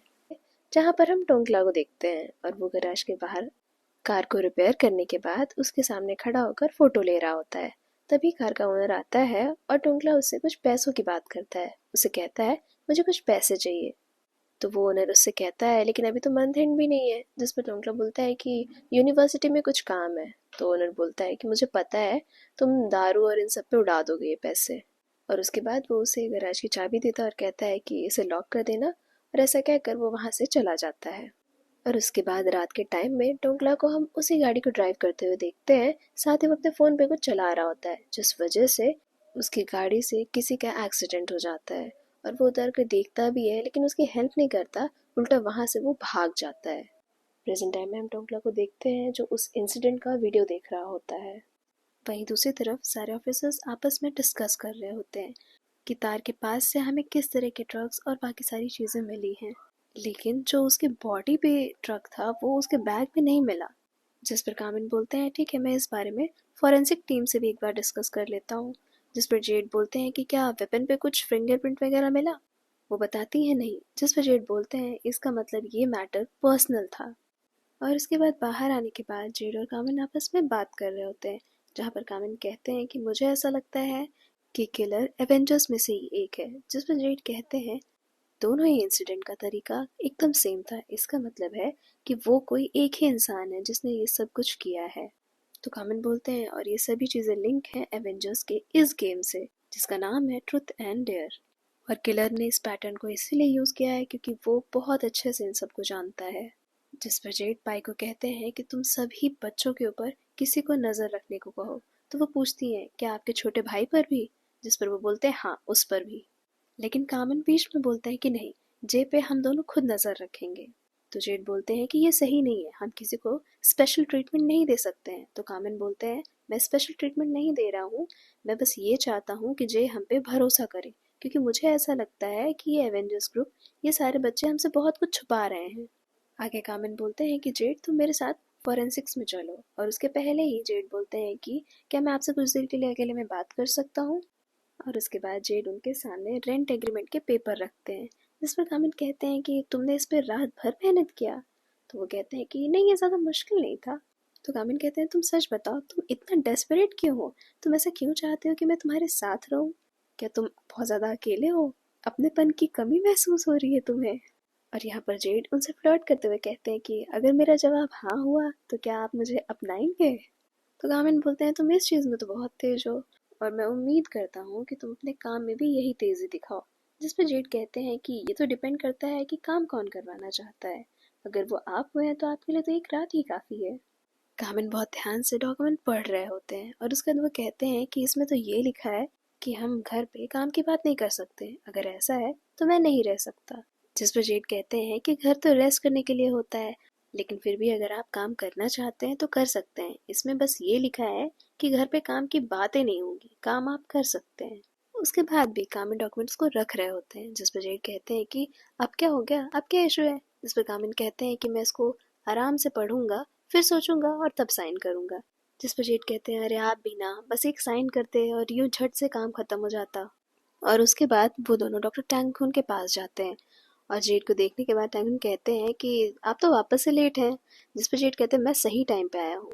लेकिन कामिन बीच में बोलते हैं कि आपने सही कहा, हम पूरे 30 सेकंड लेट हैं। फिर टैंगखुन अपने आप को इंट्रोड्यूस कराते हुए अपना हाथ आगे बढ़ाते हैं और कामिन उनसे हाथ मिलाते हैं। और ये देखकर उस टाइम पे कैप्टन जेड बहुत ज़्यादा जेलस हो रहे होते हैं। इतना ज़्यादा कि वो टैंगखुन का हाथ कामिन के हाथ से हटा देते हैं और अपने हाथ में ले लेते हैं और कहते हैं कि चलें अब काम पे। जिसमें डॉक्टर बताते हैं कि हमें इस तरफ चलना है और जब वो दोनों आगे जा रहे होते हैं तो जेड उनको बहुत बुरी तरह से घूर रहे होते हैं। आगे डॉक्टर बता रहे होते हैं कि तार की बॉडी पे किस तरह के निशान मिले हैं और उसकी डेथ का रीज़न हैवी ब्लड लॉस था। और आगे कहते हैं कामिल से कि बाकी सारी डिटेल्स मैं आपको भेज दूंगा। और उसके बाद वो अपना फ़ोन निकाल के कहते हैं कि क्या मैं आपका लाइन कांटेक्ट ले सकता हूँ। जिस पर कामिल कहते हैं कि सॉरी मैं लाइन यूज़ नहीं करता हूँ, इसके बदले आप मेरा ईमेल ले लीजिए। और वो अपना ईमेल देने के बाद वहाँ से बाहर चले जाते हैं। और उनके जाने के बाद जेड डॉक्टर से कह रहे होते हैं कि हमने इतने साल साथ में काम किया है पर तुमने कभी मुझसे तो मेरा कांटेक्ट नहीं मांगा। जिस पर डॉक्टर कह रहे होते हैं कि क्योंकि मैं तुमसे बात नहीं करना चाहता हूँ। लेकिन कामिन की बात अलग है, मैं इनसे बात करना चाहता हूँ। और मुझे एक बात बताओ कि क्या कामिन सिंगल है या इनका कोई बॉयफ्रेंड है। जिस पर जेड कहते हैं कि अगर तुमको इतना ही जानने का शौक है तो तुम डायरेक्ट उसी से पूछ लो ना। और ऐसा कहकर वो बाहर चले जाते हैं।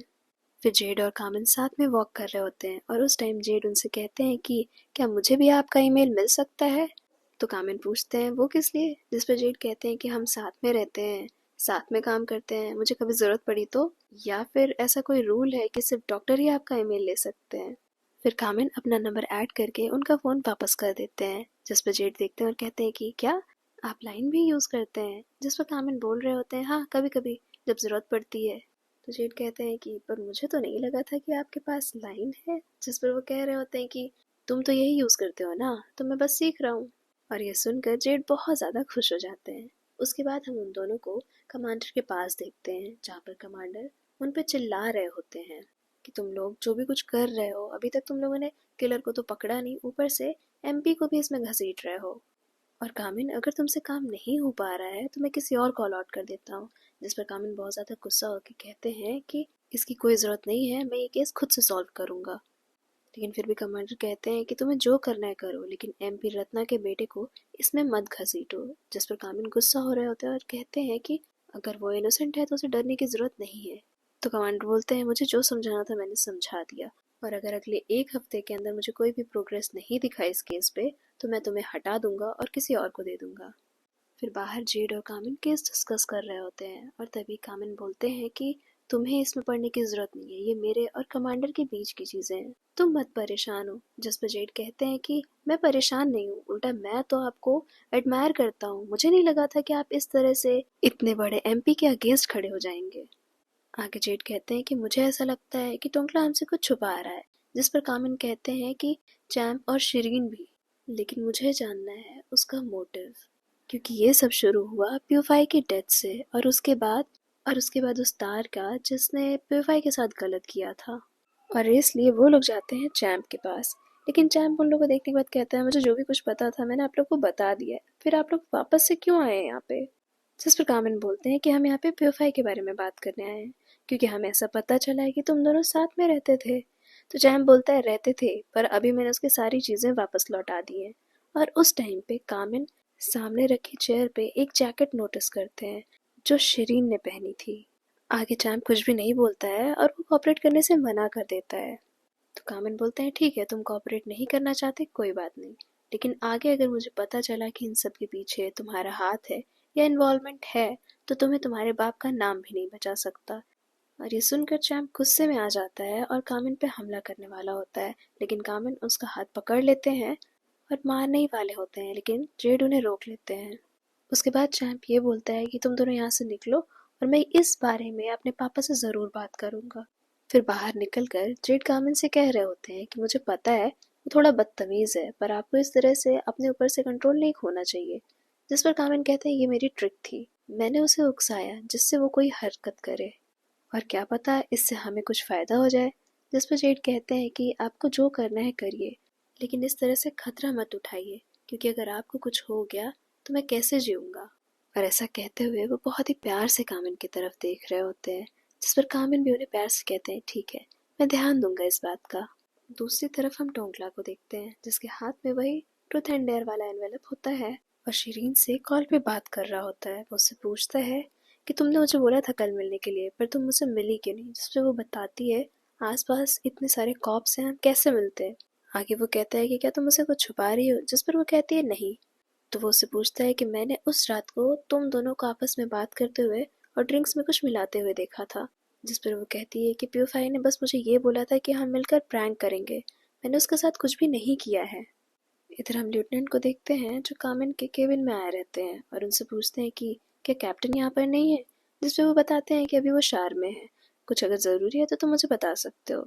तो वो बताते हैं कि मैं सारे बच्चों की अपडेट लेकर आया हूँ और उसके बाद वो कामिन को कुछ फोटोग्राफ्स देते हैं और बता रहे होते हैं कि बेल के ज़्यादा फ्रेंड्स नहीं हैं और बाकी चैम्प और शिरीन के सब यूजुअली जैसे ही कॉलेज ख़त्म होता है अपने घर की तरफ ही जाते हैं। बाकी टाइम और जे थोड़ा ज़्यादा गुड लुकिंग है तो उनके पास काफ़ी सारी एक्टिविटीज़ होती हैं और उसके अलावा टोंकला एक गराज में काम करता है। और आज जब मैं उसकी फ़ोटो ले रहा था उस टाइम पे मैंने उसको थोड़ा परेशान देखा और साथ ही वो कॉल पे किसी से कह रहा था कि अगर तुम मुझे सच्चाई नहीं बताओगी तो मैं तुम्हारी हेल्प नहीं कर पाऊंगा। तो कामिन बोलते हैं कि तुम उसके कॉल रिकॉर्ड्स निकलवाओ। और उसके बाद कामिन वॉशरूम में जाते हैं और जेड को ढूंढ रहे होते हैं, उनको आवाज़ लगाते हैं। उसके बाद जेड टॉल में ही बाहर आ जाते हैं और कहते हैं कि कुछ ज़्यादा इम्पोर्टेंट है। जिस पर वो कह रहे होते हैं कि आप कुछ ज़्यादा ही टाइम लगाते हैं शार में। वापस से जेड फ्लर्ट करते हुए कहते हैं कि अगर आपको जल्दी है तो आप मेरे साथ शार ले सकते हैं। जिस पर वो कहते हैं कि जल्दी से तैयार हो, हमें कहीं चलना है। तो जेड कह रहे होते हैं कि आप मुझे बता सकते हैं। तब तक बीच में ही कामिन बोलते हैं तुम्हारे पास सिर्फ 5 मिनट है। जिस पर जेड कहते हैं कि ऐसा थोड़ी ना काम होता है। तभी कामिन बोलते हैं कि हमें टोंकला के पास चलना है क्योंकि अभी अभी लेफ्टिनेंट केन से मेरी बात हुई और मुझे इस समय सबसे ज़्यादा शक टोंकला पे हो रहा है। तो तुम अपनी बदतमीजी बंद करो और चलो। लेकिन जेड आगे फिर से फ्लर्ट करते हुए कहते हैं कि क्या मैं जब ऐसा करता हूँ तो आपके दिल की धड़कनें बढ़ जाती हैं। कामिल उनके थोड़ा और पास आकर कहते हैं कि तुम इतना ज़्यादा अपने आप को क्या समझते हो। और ऐसा कहते हुए उनकी टाल खींच लेते हैं और वो टाल ले जाकर केन को दे देते हैं और कहते हैं कैप्टन को दे देना। और तभी उनके पास जे का कॉल आता है जो बता रहा होता है कि टोंकला को लेटर मिला है। और उधर हम देखते हैं कि टोंकला को कुछ लोग मार रहे होते हैं, लेकिन सही टाइम पर ये दोनों वहां पर पहुंच जाते हैं और उसे बचा लेते हैं। उसके बाद कामिन उससे पूछते हैं कि ये लोग कौन थे। जिसपे वो बताता है कि मैंने 200,000 लोन लिया था और ये लोग उसी के लोग हैं। आगे कामिन उससे लेटर के बारे में पूछ रहे होते हैं और वहीं उस टाइम पर जेड टोंकला के रूम में चीज़ें देख रहे होते हैं। उसके बाद जो टोंकला को लेटर मिला था उसको कामिन निकालते हैं। उसमें ट्रुथ वाले कार्ड पे लिखा होता है कि क्या ये सच है कि तुम्हें पता था कि तुम्हारे दोस्तों ने कितना गलत किया है और उसके बाद भी तुम चुप रहे। जिसपे वो कह रहा होता है कि मैंने सिर्फ चोरी करी है, उसके अलावा मैंने कुछ भी नहीं किया है।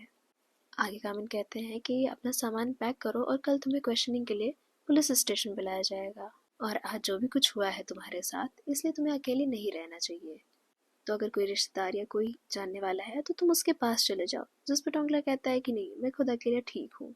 फिर जेड कहते हैं कि तुम्हारे दोस्तों के साथ ऐसा हुआ, तुम्हें डर नहीं लगता है। तो वह कहता है मैं डरता हूँ पर मैं क्या ही कर सकता हूँ। जिस पर कामिन कहते हैं ठीक है, मैं यहाँ पर एक ऑफिसर लगा के जाऊँगा जो हर घंटे तुम्हें चेक करेगा और उसके अलावा तुम कहीं बाहर मत जाना, ना ही किसी से मिलना। आगे जेड जे से कहते हैं कि चलो तुम घर चलो हमारे साथ। तो जे बोलता है कि मैं ये सब सही करके आता हूँ, आप लोग चलो। फिर बाहर आने के बाद जेड और कामिन आपस में बात कर रहे होते हैं और कामिन कहते हैं कि टोंकला ने हमें सब कुछ सही सही नहीं बताया है। तो जेड कहते हैं हाँ, क्योंकि उसके पास डेयर लेटर नहीं था। जिस पर कामिन कहते हैं उसके अलावा रूम में भी सारी चीज़ें अजीब हैं। अगर लोन वालों ने ये सब किया है तो वो लोग कीमती चीज़ें जैसे कि लैपटॉप बाकी सब क्यों नहीं लेकर गए। लेकिन सोचने की बात ये है कि उसने हमसे झूठ बोला क्यों। जिस पर जेड कहते हैं कि हमें जे से बात करनी चाहिए। उसके बाद जे को मैसेज करते हैं कि खाने के लिए हमें यहाँ पर मिलो। उसके बाद खाने की टेबल पे वो लोग वापस से लड़ रहे होते हैं जहाँ पर जेड जे को कह रहा होता है कि थोड़ी और सब्जियाँ लो और जे कह रहा होता है कि मुझे ये सब नहीं पसंद है, मुझे जो पसंद है मैं वही खाऊंगा। और कामिन उन दोनों को शांत कराते हुए कहते हैं कि क्या तुम लोग कभी तमीज से इंसानों की तरह खा सकते हो बिना लड़े। और आगे कामिन इशारा करते हुए जेड से कहते हैं कि जे से पूछो। लेकिन जे देख लेता है और वो कहता है कि आप लोग ऐसे तो मुझे बाहर खाना खिलाने लाए नहीं होंगे कि मैं खा रहा हूँ और आप लोग बस घूरे जा रहे हैं। जिस पर कामिन बोलते हैं कि हमें पता है तुम हम लोगों से बहुत सारी बातें छुपा रहे हो, लेकिन इससे किसी का फायदा नहीं होना है, तुम लोग खतरे में हो। जे कुछ सोचते हुए कहता है ऐसा कुछ भी नहीं है। तभी कामिन के पास एक कॉल आती है और वो उठकर बाहर चले जाते हैं बात करने के लिए। और वो कॉल होती है स्पेशल इन्वेस्टिगेटर निकलोई की, और वो उनसे बता रहे होते हैं कि किस तरह से इस केस में बहुत बड़े बड़े लोगों का, ड्रग डीलर्स का, इन सब का इन्वॉल्वमेंट है। वो बात कर ही रहे होते हैं कि तभी एक वैन में से कुछ लोग आते हैं और उन पर हमला कर देते हैं, उन्हें मार रहे होते हैं। तभी वहाँ पर जेड आ जाते हैं और वो उन लोगों से लड़ने लगते हैं। वो दोनों उन लोगों से लड़ रहे होते हैं, लेकिन तब भी उनमें से एक कामिन के हाथ पे मार देता है। और उसके बाद जेड बहुत ज़्यादा गुस्से में आकर उन लोग को बहुत बुरी तरह पीटते हैं, जिसके बाद वो लोग वहाँ से भाग जाते हैं। और उसके बाद जेड कामिन के पास आकर उनसे पूछ रहे होते हैं कि क्या तुम्हें ज़्यादा लग गई है, और बहुत परेशान हो रहे होते हैं। और देखते हैं कि उसके हाथ से ब्लड आ रहा होता है। उसके बाद उन लोगों को घर पे दिखाया जाता है, जहाँ पर जेड बहुत गुस्से में केन से बोल रहे होते हैं कि सारे सीसीटीवी चेक करो, मुझे वो लोग चाहिए किसी भी हाल में, मैं उन लोगों को छोड़ूंगा नहीं।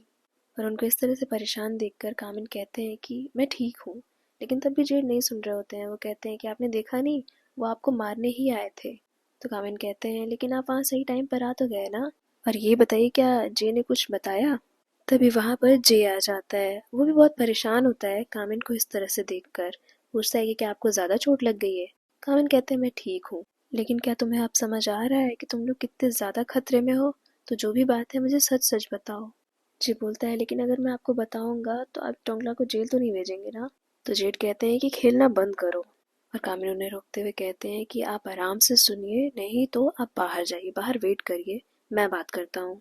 आगे जे बताता है कि टोंकला को कार्ड के साथ साथ एक फ्लैश ड्राइव भी मिली थी, जिसमें एक क्लिप थी जिसमें टोंकला ने एक कस्टमर की कार चुराई थी और साथ ही एक्सीडेंट भी कर दिया था।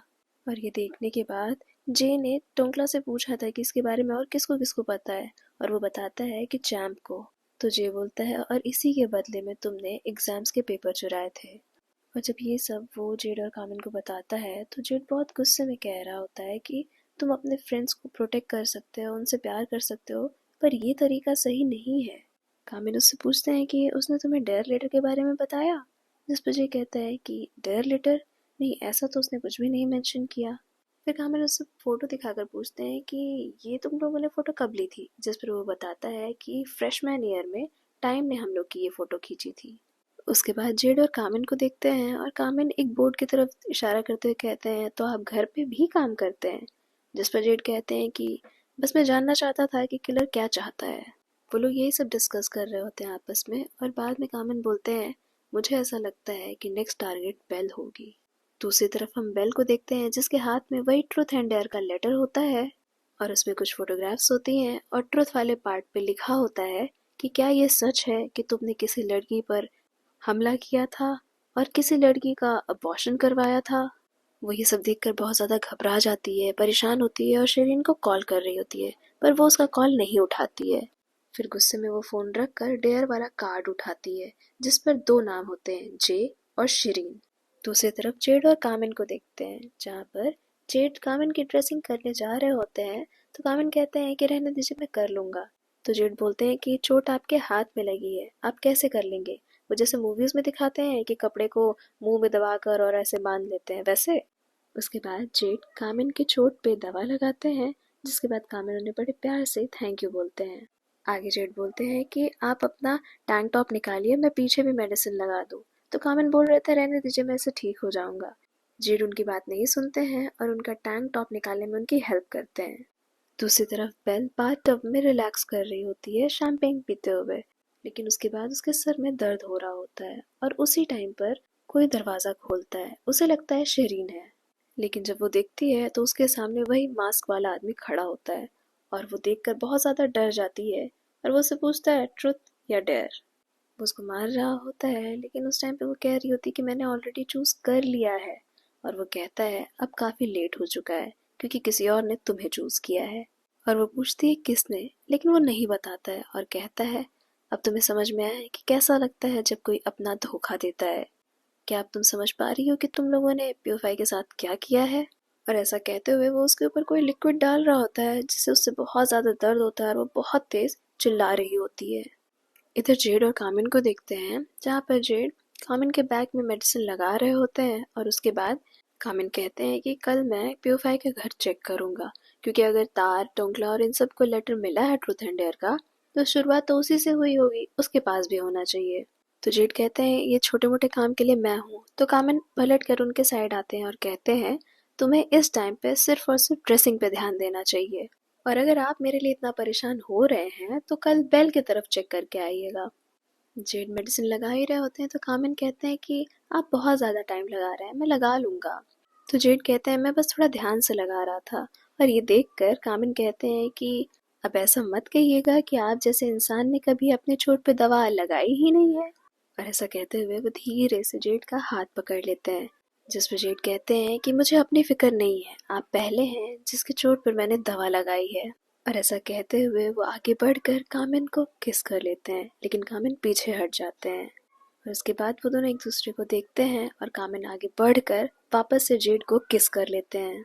फिर बोनस सीन में हम देखते हैं कि ये दोनों साथ में ब्रेकफास्ट कर रहे होते हैं और जेड उनसे कहते हैं कि क्या आपको लगता है हम दोनों को वर्कर से ज़्यादा कुछ हो सकते हैं।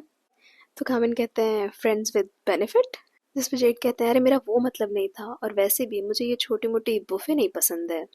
तो कामिन कहते हैं तो फिर सिचुएशनशिप कैसा रहेगा। जिस पर जेड कहते हैं हाँ, लेकिन कभी ऐसा हुआ कि आप अपने ऊपर अपना कंट्रोल खो दिए और आप मेरे प्यार में पड़ गए। तो कामिन कहते हैं थू, तुम और मैं हो ही नहीं सकता है। तो जेड कहते हैं क्या दिक्कत है, हम दोनों सिंगल हैं, हम दोनों साथ में काम करते हैं और मैं इतना हैंडसम भी तो हूँ। जिस पे कामिन कहते हैं कि तुम्हें पसंद करने से अच्छा है मैं किसी कुत्ते को मुंह लगा लूं। तो जेड कहते हैं कौन सा ब्रीड, क्या डोबरमैन या फिर वो गोल्डन रिट्रीवर या वो छोटा सा प्यारा सा कुत्ता। तो कामिन बोलते हैं वो मंदिर के सामने वाला कुत्ता। तो जेड कहते हैं आपने ना मूड के ऐसी की तैसी कर दी। अच्छा ये बताइए यूएस में भी कुत्ते होते हैं क्या। यहाँ पर हम जेड और कामिन को किस करते हुए देख रहे होते हैं और कामिन उन्हें रोकते हैं और कहते हैं कि अब मैं ठीक हूँ और रेस्ट करने जा रहा हूँ। उसके बाद दोनों अपने अपने रूम में होते हैं, लेकिन इस किस के बारे में सोचना बंद ही नहीं कर पा रहे होते हैं, ना ही कामिन और ना ही जेड। फिर अगले दिन हम जेड को देखते हैं जो फ्रिज में से कुछ खाने के लिए निकाल रहे होते हैं और उसी टाइम पे कामिन उनके सामने आ जाते हैं और उस टाइम पे जेड सिर्फ टॉल में होते हैं और कामिन को देखकर वो उन्हें साथ में ब्रेकफास्ट करने के लिए इनवाइट करते हैं। फिर उसके बाद जब वो लोग टेबल पे बैठे होते हैं तो जे आता है ब्रेकफास्ट लेकर और वो जेड को वो वाली प्लेट ऑफर करता है जिसमें सिर्फ और सिर्फ 2 ब्रेड होती है और कामिन के लिए पूरा बढ़िया एकदम अच्छा ब्रेकफास्ट। और ये देखकर जेड पूछता है कि ये क्या है, तो जे बोलता है बस अपने घर में यही सब बचा हुआ है। और वहीं कामिन की तरफ देखकर बोल रहा होता है कि अब आप कैसे हैं, पहले से ठीक है आपकी चोट। जिस पे वापस से जेड बोलता है कि अच्छा तो अभी जो 2 दिन 3 दिन पहले आया हुआ मेहमान है उससे अब तुम ज्यादा क्लोज हो गए हो और अपने भाई को भूल गए। उसके बाद जे कामिन की तरफ घूम के कहता है कि अच्छा ये बताइए कि आप यूएस से यहाँ क्यों आए। जिस पर कामिन बता रहे होते हैं कि मेरे पापा की डेथ हो गई और मॉम मेरे रिटायर होना चाहती थी और इसलिए हम वहाँ का बिजनेस सेल करके यहाँ थाईलैंड आ गए। तो जे फिर पूछता है और आपका पार्टनर, तो वो बोलते हैं नहीं मेरा कोई पार्टनर है नहीं अभी। और तभी बीच में जेड रोकते हुए बोलता है कि अरे तुम इतने सवाल क्यों कर रहे हो जे, क्या तुम इसके ऊपर डॉक्यूमेंट्री बनाने वाले हो। तो जे बताता है कि ऐसा कुछ नहीं है, बस मैं क्यूरियस हूँ, मैं जानना चाहता हूँ कि आखिर कॉप लोग की लाइफ होती कैसी है। अब तुम खुद को ही देख लो, तुम्हारी लाइफ में सिर्फ काम ही काम है, आज तक कभी किसी को डेट किया है तुमने। तो जेड बोलता है अरे बस करो चुपचाप खाना खाओ और ये बताओ आज का क्या प्लान है तुम्हारा। तो जे बोलता है वही नॉर्मल, मैं कॉलेज जाऊंगा। तो जेड मना करता है, कहता नहीं आज तुम हमारे साथ चलोगे। फिर उसके बाद हम उन तीनों को स्टेशन पे देखते हैं जहाँ पर जे कहता है कि मैं कॉफी लेने जा रहा हूँ और उसके बाद कामिन अपने केबिन की तरफ जा रहा होता है तो जेड उसे रोकते हुए कहता है कि तुम्हें नहीं लगता है कि हमें कल के बारे में बात करनी चाहिए। जिस पर कामिन उसे बोलता है कि अगर तुम इतने ज्यादा डिस्ट्रैक्टेड हो तो काम करने को रहने दो, और वहां से चला जाता है। इधर शेरीन बेल को बार बार कॉल कर रही होती है पर वो नहीं उठाती है, जिसके बाद वो जे को कॉल करती है और उससे पूछती है कि क्या बेल तुम्हारे साथ है। तो वो बोलता है नहीं, तुमने ऐसा क्यों बोला। तो वो बोलती है कि क्योंकि तुम भी नहीं आया प्रेजेंटेशन के लिए और वो भी नहीं आई है। तो बोलता है वो तो इसलिए क्योंकि मैं अपने भाई के साथ हूँ। जिस पे वापस से बोलती है पर बेल मेरा फोन नहीं उठा रही है, क्या तुम्हें लगता है उसे कुछ हो गया है। जिस पे जे तुरंत फोन कट करता है और वापस से कामिन को कॉल करता है और बोलता है कि मुझे ऐसा लग रहा है कि बेल खतरे में है, और ये भी बताता है कि ऐसा पहली बार हुआ है कि हम लोग इतना ज्यादा कॉल कर रहे हैं पर वो कॉल नहीं उठा रही है और ना ही कॉलेज आई है। और ये सब सुनने के बाद कामिन तुरंत एक्शन लेते हैं, वो उससे पूछते हैं कि तुम्हें पता है कि वो कहाँ रहती है। और उसके बाद वो जेड और जे तीनों बेल के घर पहुंचते हैं और वहां पे बाहर उनको वो ऑफिसर मिलते हैं जिसको कामिन ने अलॉट किया था। उनसे पूछते हैं तो वो बताते हैं कि रात से यहाँ पे कुछ भी नहीं हुआ है, मैं यहीं पे था।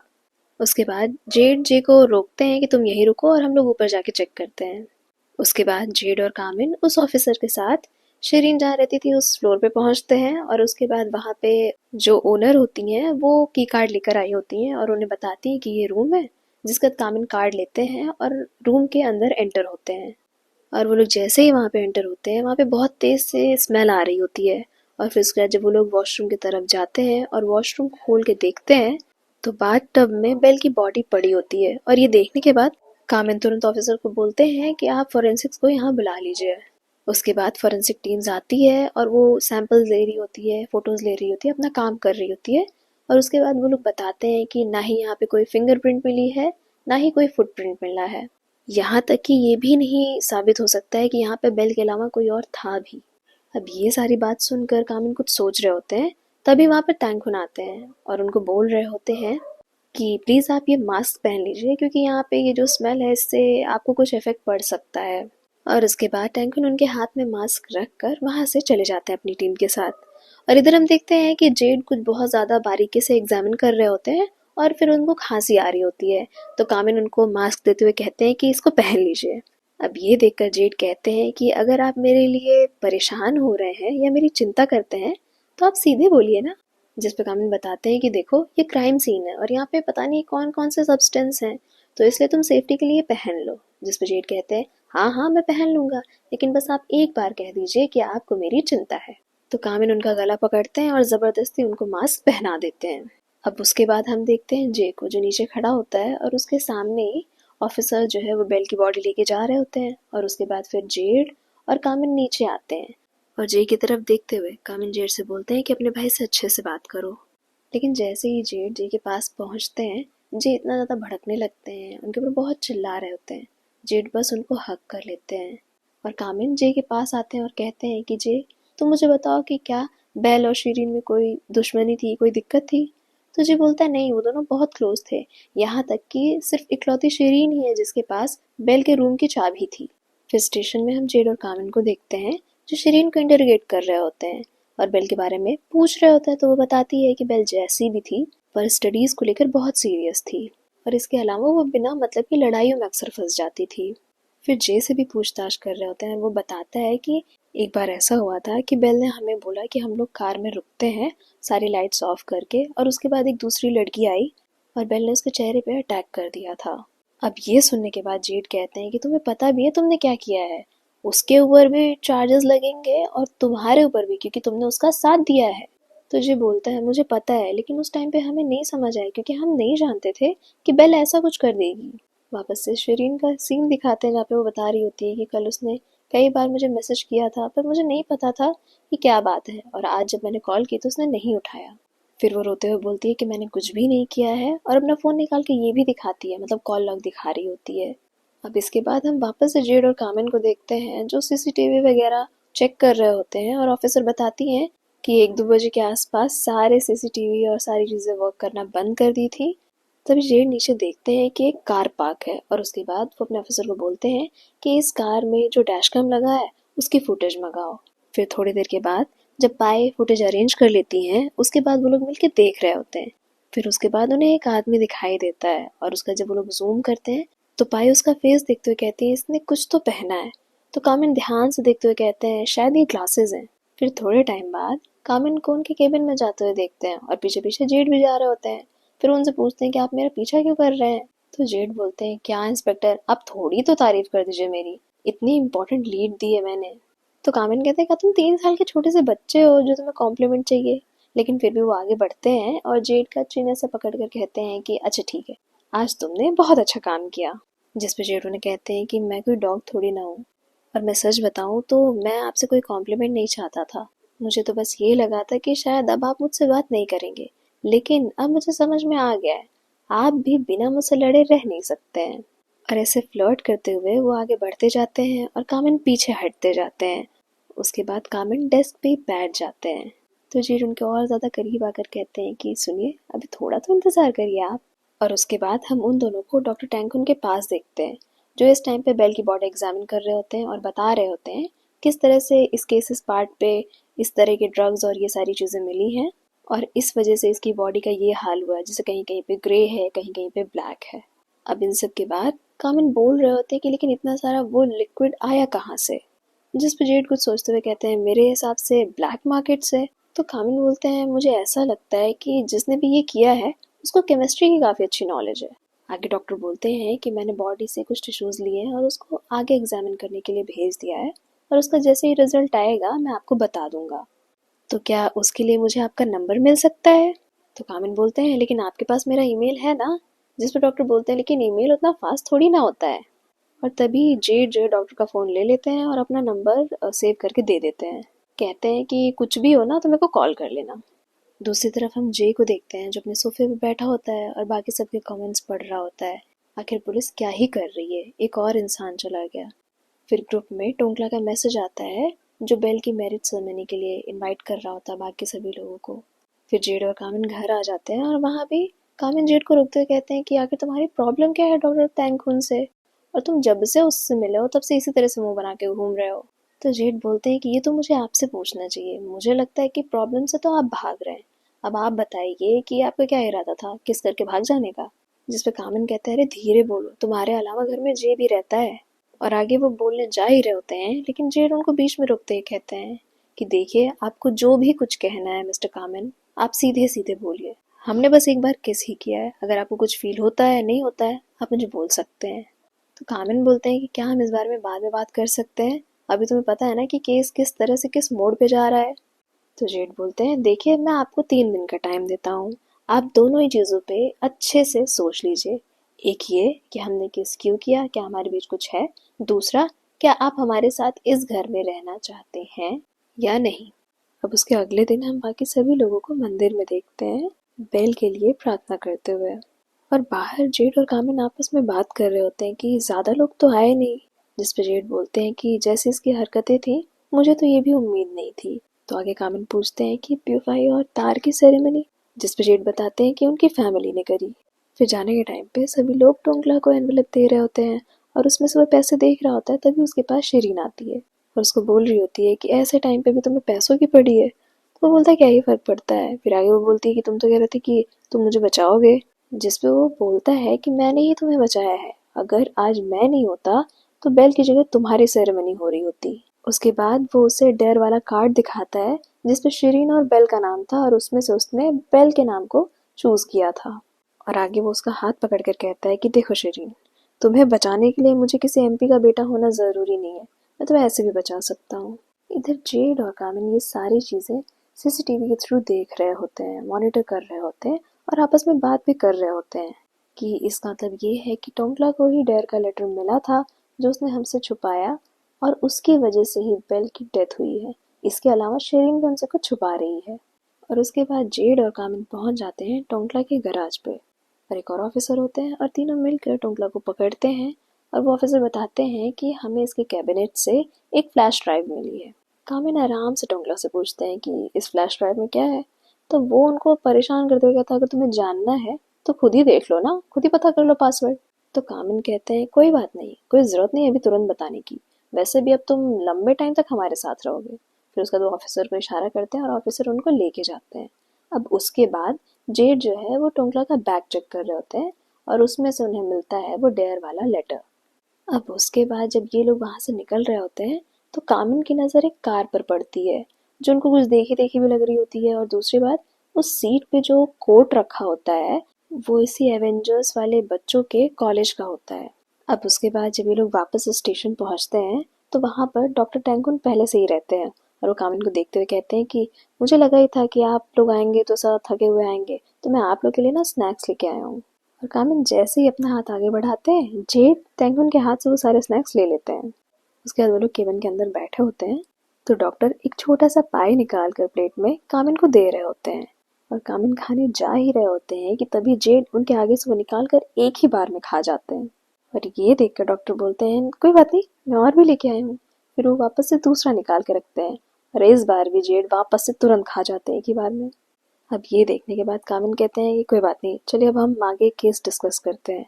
तो डॉक्टर बताते हैं कि ये जैसा केस आया है स्टूडेंट का और जिस तरह की चीज़ें इन लोगों पे यूज़ हुई हैं, इस केस के पहले ठीक ऐसा ही केस और भी आया था मेरे पास।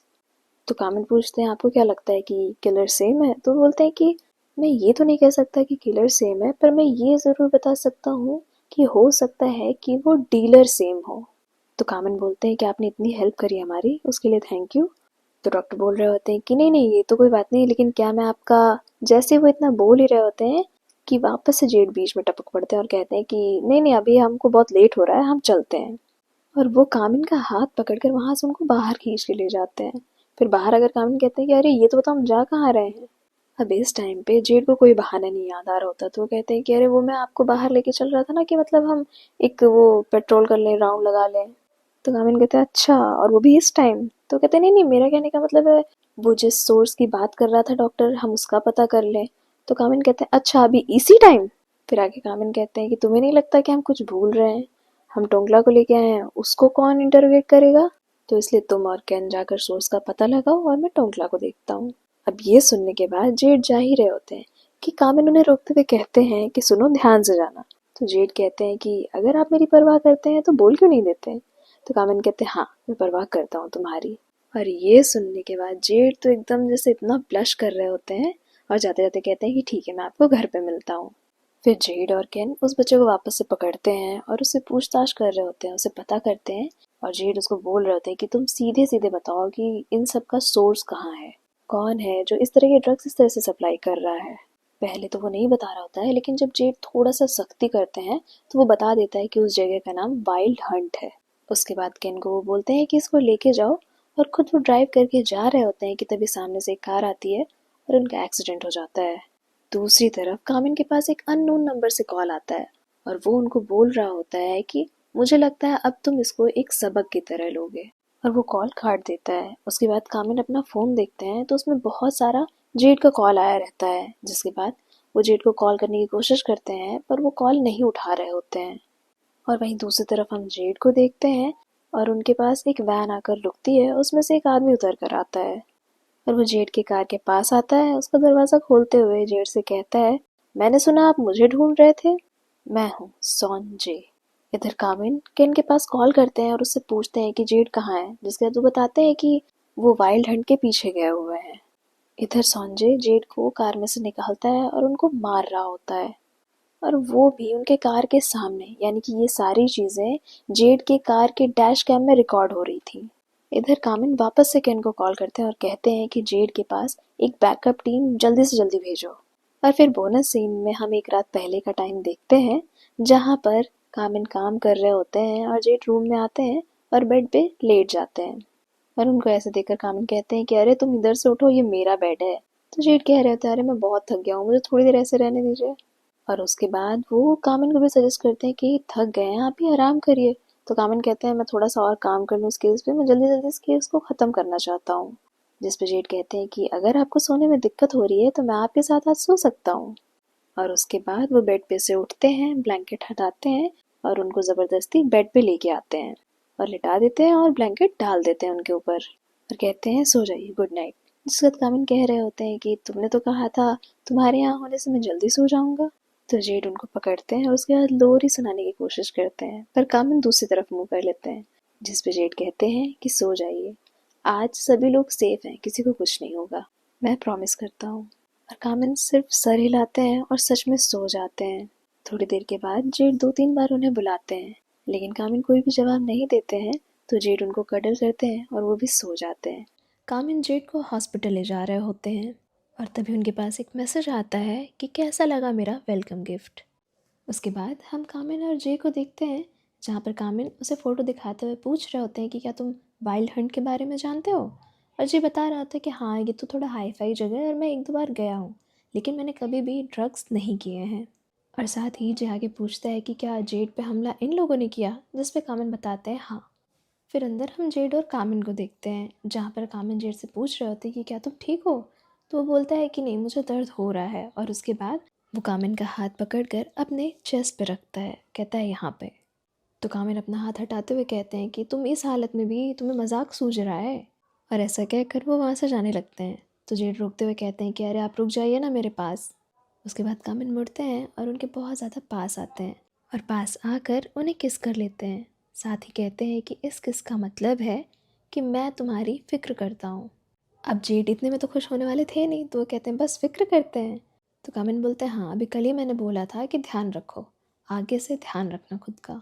उसके बाद कामिन को हम निकोल के साथ देखते हैं। निकोल उसको संजय के बारे में बता रहा होता है, लेकिन कामिन इस बात से ज़्यादा गुस्सा था कि जेड पर हमला हुआ है। तो निकोल कह रहा होता है कि मुझे ये समझ नहीं आ रहा है कि तुम इस बात से परेशान हो कि संजय हमसे आगे है, या फिर इस बात से कि उसने जेड पर हमला किया।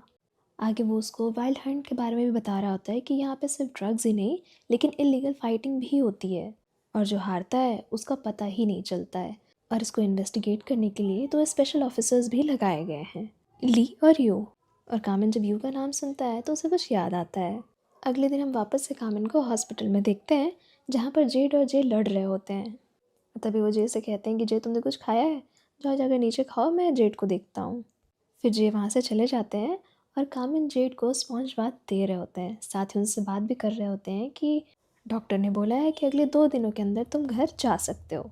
तो जेड कहते हैं क्या अभी 2 और दिन यहाँ पे रहना होगा? मेरी बात मानिए, मैं एकदम ठीक हूँ, मैं चल सकता हूँ। और ऐसा कहते हुए वो उठ रहे होते हैं, तो कामिन उन्हें रोक देते हैं।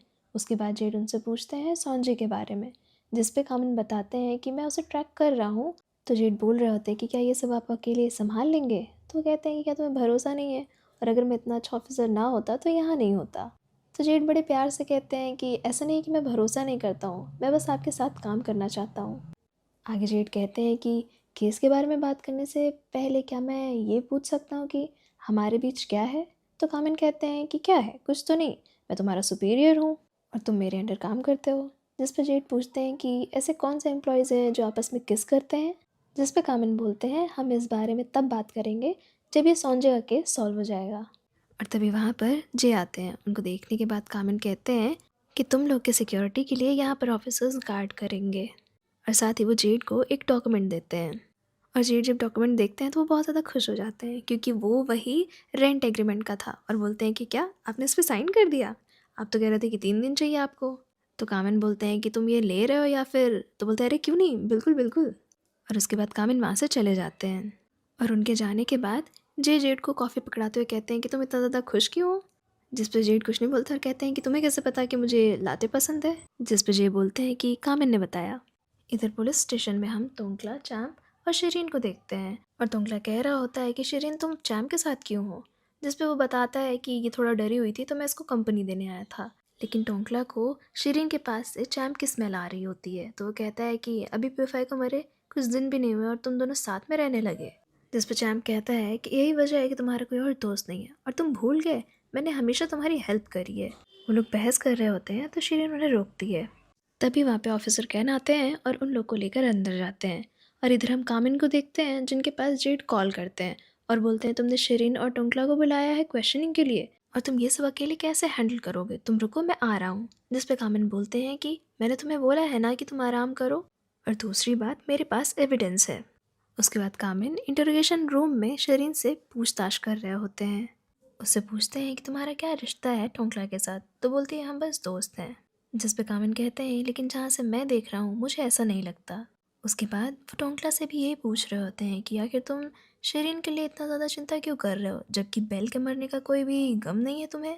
फिर वापस से शिरीन का पार्ट दिखाया जाता है, जहाँ पे वो उसे पूछ रहे होते हैं कि तुम्हें पता है ना कि टोंकला तुम्हें पसंद करता है, और तुम इस बात का फ़ायदा उठा रही हो। और प्यूफाई के मरे अभी कितना ही दिन हुआ और तुम और चैम्प ये सब कर रहे हो, और तुम्हारे 3 दोस्त मर चुके हैं, तो क्या पता अगला नंबर तुम्हारा हो, इसलिए सब कुछ सही सही बता दो। उसके बाद वापस से टोंकला का सीन दिखाया जाता है, जहाँ पर कामिन उसे कुछ फोटोग्राफ्स देते हैं और कहते हैं कि तुम कितना भी उसका साथ दे लो, लेकिन इन द एंड वो चैम्प का ही साथ देगी, तो इसलिए जो भी सच है वो बता दो। लेकिन टोंकला कुछ भी नहीं बताता है। और उसके बाद कामिन उन दोनों को एक साथ बिठाते हैं और वही एक्सीडेंट वाली क्लिप दिखा रहे होते हैं, जिस पर टोंकला कहता है कि ये मैंने किया, इसमें शिरीन का हाथ नहीं है, और इसमें तुम्हारा साथ चैम्प ने दिया था। जिस पर शिरीन पहले ही बोल देती है कि चैम्प का इससे कोई लेना देना नहीं है। और ये देखने के बाद टोंकला बोल देता है कि अगर मैं जेल जा रहा हूँ तो उसे भी जाना पड़ेगा, क्योंकि उस रात उसी ने मेरी हेल्प करी थी इस बॉडी को डिस्पोज करने में। और तभी शिरीन बीच में बोलती है अगर आपको हम पे इतना ही शक है तो टाइम को क्यों नहीं पकड़ते? जिस पर कामिन बोलते हैं टाइम, अब उसने क्या किया? जिस पे टोंकला बताता है कि टाइम तो ऐसा इंसान है, मतलब उसने अपने दोस्तों को भी नहीं छोड़ा। वो जब भी इंटीमेट होता है तो उसकी वीडियो क्लिप्स बनाता है और उसको ऑनलाइन बेचता है। लेकिन उसको कहाँ कोई कुछ भूलेगा क्योंकि उसके पापा कॉप है ना। उसके बाद हम जेड और कामिन को एक साथ देखते हैं और तभी कामिन के पास एक लेटर आता है। उसको खोल के देखते हैं तो उसमें वाइल्ड हंट से इनविटेशन होता है और ये देखने के बाद जेड उनको बोलते हैं कि तो तुम अकेले जाओगे, जिस पे कामिन बोलते हैं कि हाँ जाना तो पड़ेगा क्योंकि मुझे ऐसा लगता है कि हमें वहाँ पे ज़रूर कुछ क्लू मिलेगा। जिस पे जेड बोलते हैं कि देखो इतना रिस्की है, मैं तुम्हें वहाँ अकेले नहीं जाने दे सकता, तो मुझे तुम अपने साथ ले चलो, मुझे भी आने दो वहाँ पे। जिस पे कामिन बोलते हैं तुम कब तक ऐसे करोगे, मुझे तुम्हारी फ़िक्र होती है। तो जेड कहते हैं और आपको ऐसा क्यों लगता है कि सिर्फ आपको मेरी फ़िक्र है, मुझे नहीं। उसके बाद जेड अपने पास से एक फ्रिज मैग्नेट निकाल के देते हैं जिस पे वोल्फ बना होता है। साथ ही कहते हैं ये तुम्हारा हाउस वार्मिंग गिफ्ट। जिस पे कामिन बोलते हैं कि ये वोल्फ, ये तो तुम्हारा टैटू भी बना है ना।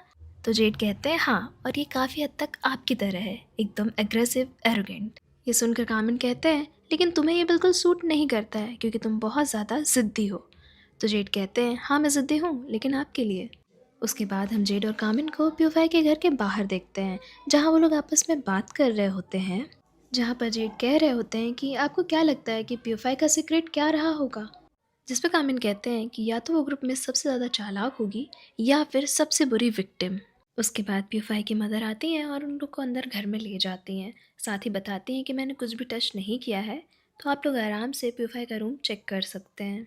फिर प्यूफाई के रूम को चेक करते टाइम कामिन को ग्रुप फोटो के पीछे डेयर वाला लेटर मिलता है और उस कार्ड पे लिखा होता है कि तुम्हारे दोस्त इतने बुरे हैं, उनका असली चेहरा देखने के लिए क्या तुम मरना पसंद करोगी। अब वो लोग ट्रूथ या डेयर जो भी चूज़ करें, उन सबको मरना तो पड़ेगा ही। अब यहाँ से ये लोग ये कंक्लूजन निकालते हैं कि इसका मतलब कि प्यूफाई पहले इंसान थी जिसको ये लेटर मिला और इन सब की शुरुआत प्यूफाई से हुई थी। लेकिन आखिर ये क्यों हो रहा है, कौन कर रहा है और इसके पीछे वजह क्या है, ये अभी नहीं जान पा रहे थे वो लोग। और इस लेटर को लेकर जेड और कामिन प्यूफाई की मदर के पास जाते हैं। उनसे पूछ रहे होते हैं कि क्या उन्हें कोई आइडिया है इस लेटर के बारे में। तो वो बताती हैं कि नहीं, प्यूफाई कुछ टाइम से थोड़ा कम बात कर रही थी, लेकिन मुझे इस लेटर के बारे में कुछ नहीं पता है क्योंकि शायद उसकी वजह ये थी कि प्यूफाई प्रेग्नेंट हो गई थी। ये इन्फॉर्मेशन सुनने के बाद जेड और कामिल थोड़ा शॉक्ड हो जाते हैं। फिर उसके बाद बाहर निकलने के बाद वो लोग आपस में बात कर रहे होते हैं कि इसका मतलब बेल के पास जो लेटर था और उसमें जिस फ्रेंड के बारे में मेंशन किया था वो प्यूफाई थी। तो यहाँ पे जेड सजेस्ट करते हैं कि क्यों ना हम एक बार जे से इस बारे में बात करें, लेकिन उससे पहले हम कुछ सामान खरीद लेते हैं क्योंकि आप शिफ्ट होने वाले हैं। फिर उसके बाद उन दोनों को घर पे देखते हैं बहुत सारे सामान के साथ और कामिन कह रहे होते हैं कि मुझसे ज़्यादा खुश तो आप हैं। तभी वहाँ पर जे आते हैं और बताते हैं कामिन से कि आपका डिलीवरी आया था और मैंने रिसीव कर लिया है। उसके बाद कामिन जे से पूछते हैं कि जे क्या तुम्हें पता था कि प्यूफाई प्रेग्नेंट थी। ये न्यूज़ सुनकर जे थोड़ा शॉक होते हैं और कहते हैं मुझे इस बारे में कुछ नहीं पता था। तो यहाँ पे जेड बोलते हैं कि जे अगर तुम्हें कुछ भी पता है या तुम कुछ भी हमसे छुपा रहे हो ना तो बता दो। और काफ़ी देर के बाद जे कन्फेस करता है कि पिछली बार जब फ्रेशर ओरिएंटेशन था तो मैं और प्यूफाई इंटीमेट हो गए थे, लेकिन बस वो सिर्फ एक बार की बात है। जिस पे जेड बोलते हैं ये जानते हुए भी कि वो चैम्प के साथ है। मतलब यहाँ पे तो मुझे खुद को गुस्सा आ रही थी, जे अगर मेरा भाई होता ना तो मैं 4 थप्पड़ लगाती कि वो ऐसे ग्रुप में है और दूसरी बात ये सब कर रहा है। और ये जानने के बाद जेड भी गुस्सा ही हो रहा होता है कि मतलब तुम इतनी बड़ी चीज़ कर लिए हो और इस तरह से बोल रहे हो। तो उल्टा जे उसके ऊपर गुस्सा होने लगता है कि इसलिए मैं तुमसे कोई बात नहीं करता हूँ क्योंकि तुम ओवर रिएक्ट करते हो। और यहाँ पे जेड सिर्फ ये कह रहा होता है कि मुझे नहीं पता कि तुम लोग के ग्रुप में क्या हुआ या कैसी हैं सारी चीज़ें, लेकिन मैंने हर रात भगवान से यही मनाया कि इन सब में तुम कहीं भी इन्वॉल्व ना हो जाए। लेकिन तुम मुझे कभी कुछ बताते ही नहीं हो। जहाँ पे जे फिर यही बोलता है कि तुम इस तरह से ही बिहेव करते हो, इसीलिए मैं तुम्हें कुछ भी नहीं बताता हूँ और वहाँ से चला जाता है। फिर थोड़ी देर के बाद कामिन जेड से पूछते हैं कि क्या तुम ठीक हो। जहाँ पे जेड कहते हैं कि मुझे ऐसा लग रहा है कि मैं अपने ही भाई को नहीं जानता या फिर इन सब में मेरी ही गलती है। जहाँ पे कामिन चुपचाप से वो फ्रिज मैग्नेट निकालते हैं वोल्फ वाला और फ्रिज पे लगा देते हैं और साथ ही अपने पार्सल से एक दूसरा फ्रिज मैग्नेट निकालते हैं जिस पे 2 बॉटल्स बनी होती हैं और लिखा होता है J&K। अब ये देख के जेड उनसे पूछते हैं कि ये आपने कब ख़रीदा, जिस पे बोलते हैं कि अब आप इकलौते मेरे सबॉर्डिनेट तो है नहीं। तो वो कहते हैं क्या ये आपने केन के लिए ख़रीदा है। और फिर उसके बाद वो लोग ऐसे ही छोटी मोटी बातें कर रहे होते हैं, फ्लर्टिंग कर रहे होते हैं।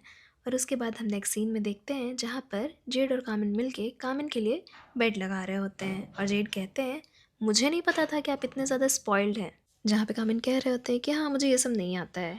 और साथ ही वो ये भी बताते हैं कि आज रात को ही हमें वाइल्ड हंट जाना है और वहाँ पे हमारे बैकअप के लिए ली और यू आएंगे, तो आपको कोई प्रॉब्लम तो नहीं है? जहाँ पे जेड कहते हैं मुझे क्यों प्रॉब्लम होगी उनसे? जिस पे कामिन कहते हैं कि वो यू तो वही है ना जिसके बारे में जे बात कर रहा था। तो जेड कहते हैं कि अच्छा, इसका मतलब है आप वो नाम सुन के जेलस हो रहे हैं। तो कामिन कहता है नहीं, मैं बस ये चाहता हूँ कि कहीं आपके रिलेशनशिप की वजह से हमारी ड्यूटी पे कोई असर ना पड़े। तो जेड कहते हैं आप परेशान मत होइए, हमारे बीच ऐसा कुछ भी नहीं चल रहा है।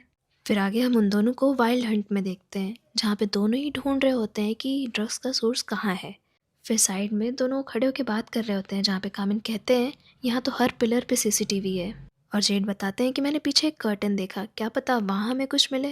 और तभी कुछ लोगों के आने की आवाज़ आती है और वो दोनों छुप जाते हैं। और इस टाइम पे वो दोनों एक दूसरे के बहुत ज़्यादा करीब आ जाते हैं।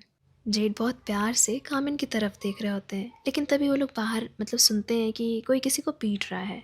और जब बाहर आकर देखते हैं तो वहाँ होते हैं दो ऑफिसर्स, ली और यू। और ये था इस सीरीज़ का सबसे बड़ा सरप्राइज़, क्योंकि यहाँ एंट्री होती है ऊ और बूम की। अब उन दोनों ऑफिसर्स को देखने के बाद जेड कह रहे होते हैं कि तुमने आने में इतनी देर कर दी, क्या यहाँ रेंगते हुए आए हो? जिसका जवाब ली देते हैं कि तुम आज भी वैसे ही हो। फिर कामिन अपने आप को इंट्रोड्यूस कराते हैं, कहते हैं मेरा नाम कामिन है, ये जेड है।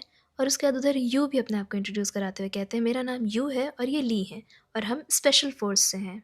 उसके बाद दोनों अपने अपने केस के बारे में बताते हैं और साथ ही एक दूसरे की हेल्प करने की बात करते हैं। फिर जैसे ही कामिन बाहर आते हैं, कोई गन पॉइंट पे उन्हें ऊपर लेके जाता है, जहाँ पर संजय उनका वेट कर रहा होता है और उनसे बोलता है कि तुम कीमत बोलो, तुम्हें कितना चाहिए अपना मुंह बंद रखने के लिए। जहाँ पे कामिन कहते हैं कि मेरी कीमत बस इतनी है कि तुम इसे बंद कर दो। इधर हम टोंकला को देखते हैं जो गराज में ही होता है। तभी ओनर आता है और कहता है कि मैं निकल रहा हूँ और क्या आज रात तुम यहीं रहने वाले हो? जिस पे वो कहता है हाँ। तो ओनर ये कहते हुए वहाँ से चला जाता है कि दिन में तो काम करता नहीं है और रात भर जगता है। टोंकला बस ये कहता है जाओ जाओ अब घर जाओ, और उसके बाद वो वापस से काम में लग जाता है। और तभी वहाँ पर आता है किलर और पूछता है ट्रुथ या डेयर। जैसे ही टोंकला को कुछ समझ आता तब तक किलर जो है वो उसके पैर पे मार देता है। इधर वाइल्ड हंट में जेड के पास कुछ लोग आते हैं और उससे कह रहे होते हैं कि अगर तुम इंस्पेक्टर को जिंदा देखना चाहते हो तो हमारे साथ चलो। उधर किलर टोंकला को बहुत ज़्यादा डरा रहा होता है और चूज़ करने को कह रहा होता है, और टोंकला चूज़ करता है ट्रुथ। और इधर संजय कामिन से बोल रहा होता है कि मुझे नहीं लगा था कि तुम इतने ज़्यादा बोल्ड होगे, लेकिन मुझे रिजेक्शंस पसंद नहीं है। और ऐसा कहने के बाद वो जैसे ही कामिन की तरफ गन रखता है, कामिन उससे गन छीन लेता है और उसी को गन पॉइंट पर रख लेता है। और उसके बाद फिर उससे कहता है कि तो तुम अब मुझे बताओगे ड्रग्स के बारे में? लेकिन संजय कुछ भी नहीं बोल रहा होता है, जिस पर कामिन बोलता है तुम्हें पता है इन दोनों से पहले मैं ट्रिगर दबा दूंगा। तो संजय अपने बंदों को बोलता है गन नीचे करने के लिए, और उसके बाद रिमोट से टीवी ऑन करते हुए कहता है कि अगर तुम्हारा बंदा जीत गया तो मैं तुम्हें सब कुछ बताने के लिए रेडी हूँ। और तब कामिन देखता है बैटल रिंग में जेड को। इधर किलर टोंकला से कह रहा होता है कि क्या ये सच है कि तुम्हें पैसों से खरीदा जा सकता है? जिसका जवाब टोंकला देता है कि नहीं नहीं ऐसा नहीं है। तो किलर बहुत ज़्यादा गुस्से में आ जाता है और कहता है कि क्या ये सच नहीं है कि तुमने प्योफाई की क्लिप टाइम को बेची थी? लेकिन टोंकला इस बात से इनकार कर रहा होता है। तो किलर बटन प्रेस करता है और गाड़ी नीचे आने लगती है, जिस पर टोंकला चिल्ला के कहता है हाँ हाँ ये सच है, लेकिन अब प्लीज़ तुम मुझे छोड़ दो, मुझे जाने दो। जिस पर किलर कहता है कि सही जवाब, लेकिन अब उन पैसों का तुम नरक में इस्तेमाल करना। और ऐसा कहते हुए बटन दबाता है और टोंकला को गाड़ी से क्रश कर देता है। इधर संजय कामिन से बोल रहा होता है कि अब तुम क्या करोगे? जिस पे कामिन बोलता है कि क्या तुम शर्त लगाना चाहोगे? अगर मेरा बंदा हारा तो मैं सीधा रिजाइन कर दूंगा, लेकिन अगर जीता तो तुम सीधा जेल जाओगे। और संजय मान भी जाता है। उसके बाद कामिन जेड से कहता है कि हमें ये मैच जीतना ही पड़ेगा। तो जेड कह रहा होता है कि आज तक मैं कभी हारा नहीं हूँ, लेकिन हाँ अगर मैं जीत गया तो क्या वो मुझे मिलेगा जो मैंने आपसे घर पे मांगा था? जिस पे कामिन कहते हैं कि ये मजाक करने का समय नहीं है। तो जेड कहते हैं कि मैं सीरियस हूँ, और कामिन मान जाते हैं। और उसके बाद जेड रेडी हो रहे होते हैं फाइट के लिए। फिर बोनस सीन में हम वो पार्ट देखते हैं जहाँ पर जेड और कामिन मिलके बेड लगा रहे होते हैं, और जेड कह रहे होते हैं कि आपको जेलस होने की ज़रूरत नहीं है, क्योंकि मैंने यू की कभी भी हेल्प नहीं करी इस तरह से बेड लगाने के लिए। आप मेरे पहले इंसान हैं। और आगे बढ़कर उनको किस करते हुए कहते हैं कि मेरी आंखें सिर्फ आपको देखती हैं, और वैसे सच बोलूँ तो हमें ये सब करने की ज़रूरत नहीं है, आप बस मेरे रूम में शिफ्ट हो जाइए। जिस पे कामिन कहते हैं कि मैंने जो एग्रीमेंट साइन किया है वो सिर्फ इस घर में रहने के लिए किया है। जिस पे जेड कहते हैं अगर ऐसी बात है तो मैं एग्रीमेंट को अपग्रेड कर दे रहा हूँ एक स्पेशल वीवीआईपी कॉन्ट्रैक्ट में। और हाँ, मैं आपको इस बारे में सोचने के लिए आज की रात का टाइम देता हूँ। कल मैं आपसे इसका जवाब लेने ज़रूर आऊँगा।